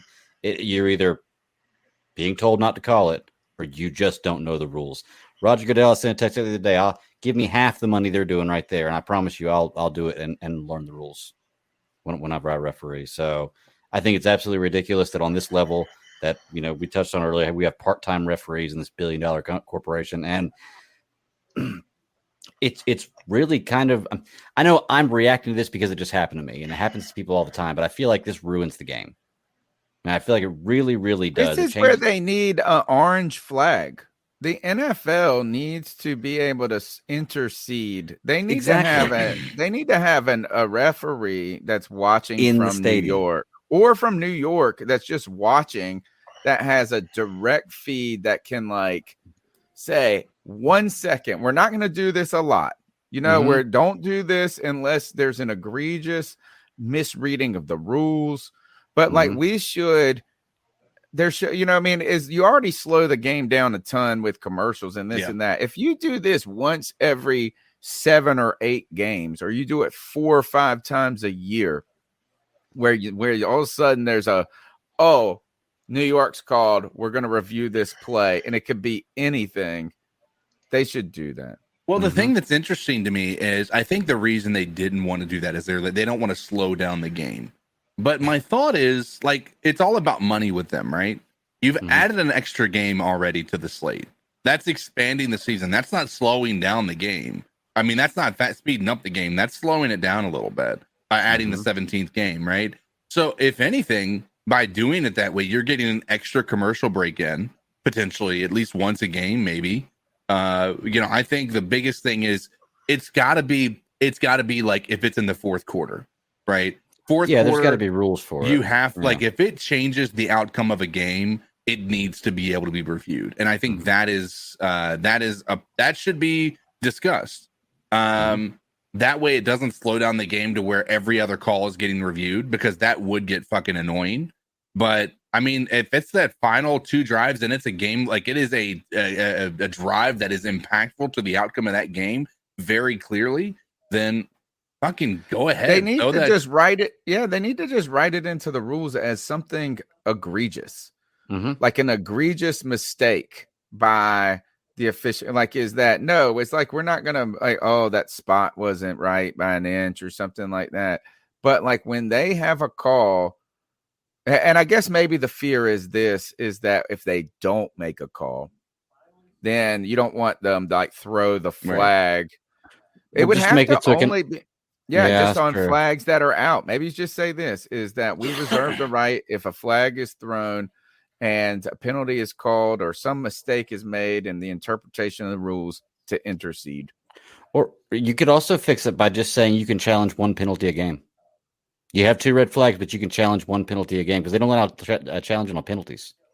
But allow teams to challenge at any point in time in the game. Allow them to challenge 1 penalty a game. That will not slow the game down that much. Could you just find the refs a game check? I don't think it matters to them. They probably make more with their doctor and judge jobs than they do. Yeah. I know it's a strange thing. It's why you want to be anyway. All right. Ice up Brad Rogers. And ice up officiating that really impacts the game. And as we know, the game goes on, the deeper it goes on, the more the calls and the plays are meaningful. You make a bad throw in quarter 1. There's got to be some sort of game theory about that, is how as there are less plays in the rest of the game, the more valuable each play becomes. If there's only 20 plays left, you only have, it's one of 20 plays instead of one of 80 plays earlier on. So that's when it really kind of compounds. That's why people say fourth quarter, final 2 minutes, things like that. And in this case, it really gave them a shot to win. The Panthers shouldn't have been in that case anyway, right? They shouldn't have been in that position. We need them to not be in that position on Sunday. So, look, we got more content coming to you. We're going to be lining up the beat check tomorrow night. We're going to see who we can get for that. Still got some guests in mind. See if we can get both a New York guy and a Carolina beat writer on here. We got Debate My Take coming this week. We have the Madden simulation, the Friday free-for-all, and on the Sunday, we got the post-game show, and the post-game show was rocking and rolling. Remember, we're going to one call per game per show. That's what we're trying to move to make sure that everybody's opinion gets heard, and we continue to enhance and deliver our content and expand it as we go forward. Cody, the local radio station or the pirate radio that I go on, they have a post-game show, and they found their first audio bombers. We get the D bombers on Friday free-for-all, but now it was a thing. The first time in their 20 years of doing this post-game show, people are audio bombing, and now they're having to put in protocols for tape delays and things like that because people we know about that. We know all about that. Hey, let's just say there are some dicks out there, both literally and figuratively. And they all need to be talking about Manscaped. If you guys are interested, Yes. Go to manscaped.com. If you're going to be showing your dick on screen, go to manscaped.com, use Panthers as the code. You'll get 20% off and free shipping worldwide. And listen, you don't have to be embarrassed about what you show on screen anymore. If my back doesn't heal up, count me in for Friday free-for-all and Geeks Chasing Squirrels Through the Multiverse. I am caught up. I am caught up on Hot D. Nice. On House of the Really? Dragon. Yeah. Caught up. So I can talk. I can talk all about that and how really took a turn in this past episode. I don't know. It's like I felt like it was gaining momentum. Now I don't know if I like this episode. Different things like that. Greg, where can they find your work? Like you were just saying, Geeks Chasing Squirrels Across the Multiverse on Fridays. Just Geeks Chasing Squirrels on YouTube. You can usually find it. It's 9 p.m. Eastern Standard Time on YouTube. This week we're talking about some Hot D, Rings of Power, Cobra Kai, Lower Decks, and She-Hulk. And then Disney's D23. They want you to think about. I see what you did there. Woke ass Disney with She-Ho as their new show. CK, how can they follow you? You can find me on all social media platforms at Codizzle Allen. And of course, here on C3, we're going to be doing the Madden simulation every week. We're going to be doing a live stream. Any of the guys are more than welcome to join in here, and we'll basically do a play-by-play, talk about how Madden continues to see the Panthers being a absolute disappointment. This past week was honestly quite reminiscent of how the game went, to be quite honest. So, go check it out.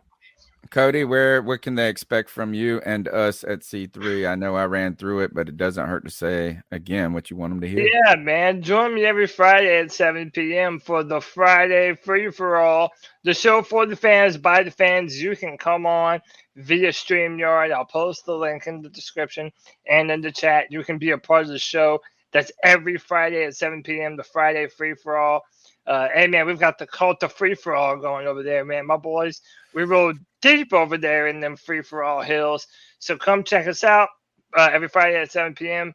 And you can find my written work on drafttech.com, where I am the Panthers analyst, writing first-round comments for the Carolina Panthers. So, how did you guys do in your prize picks?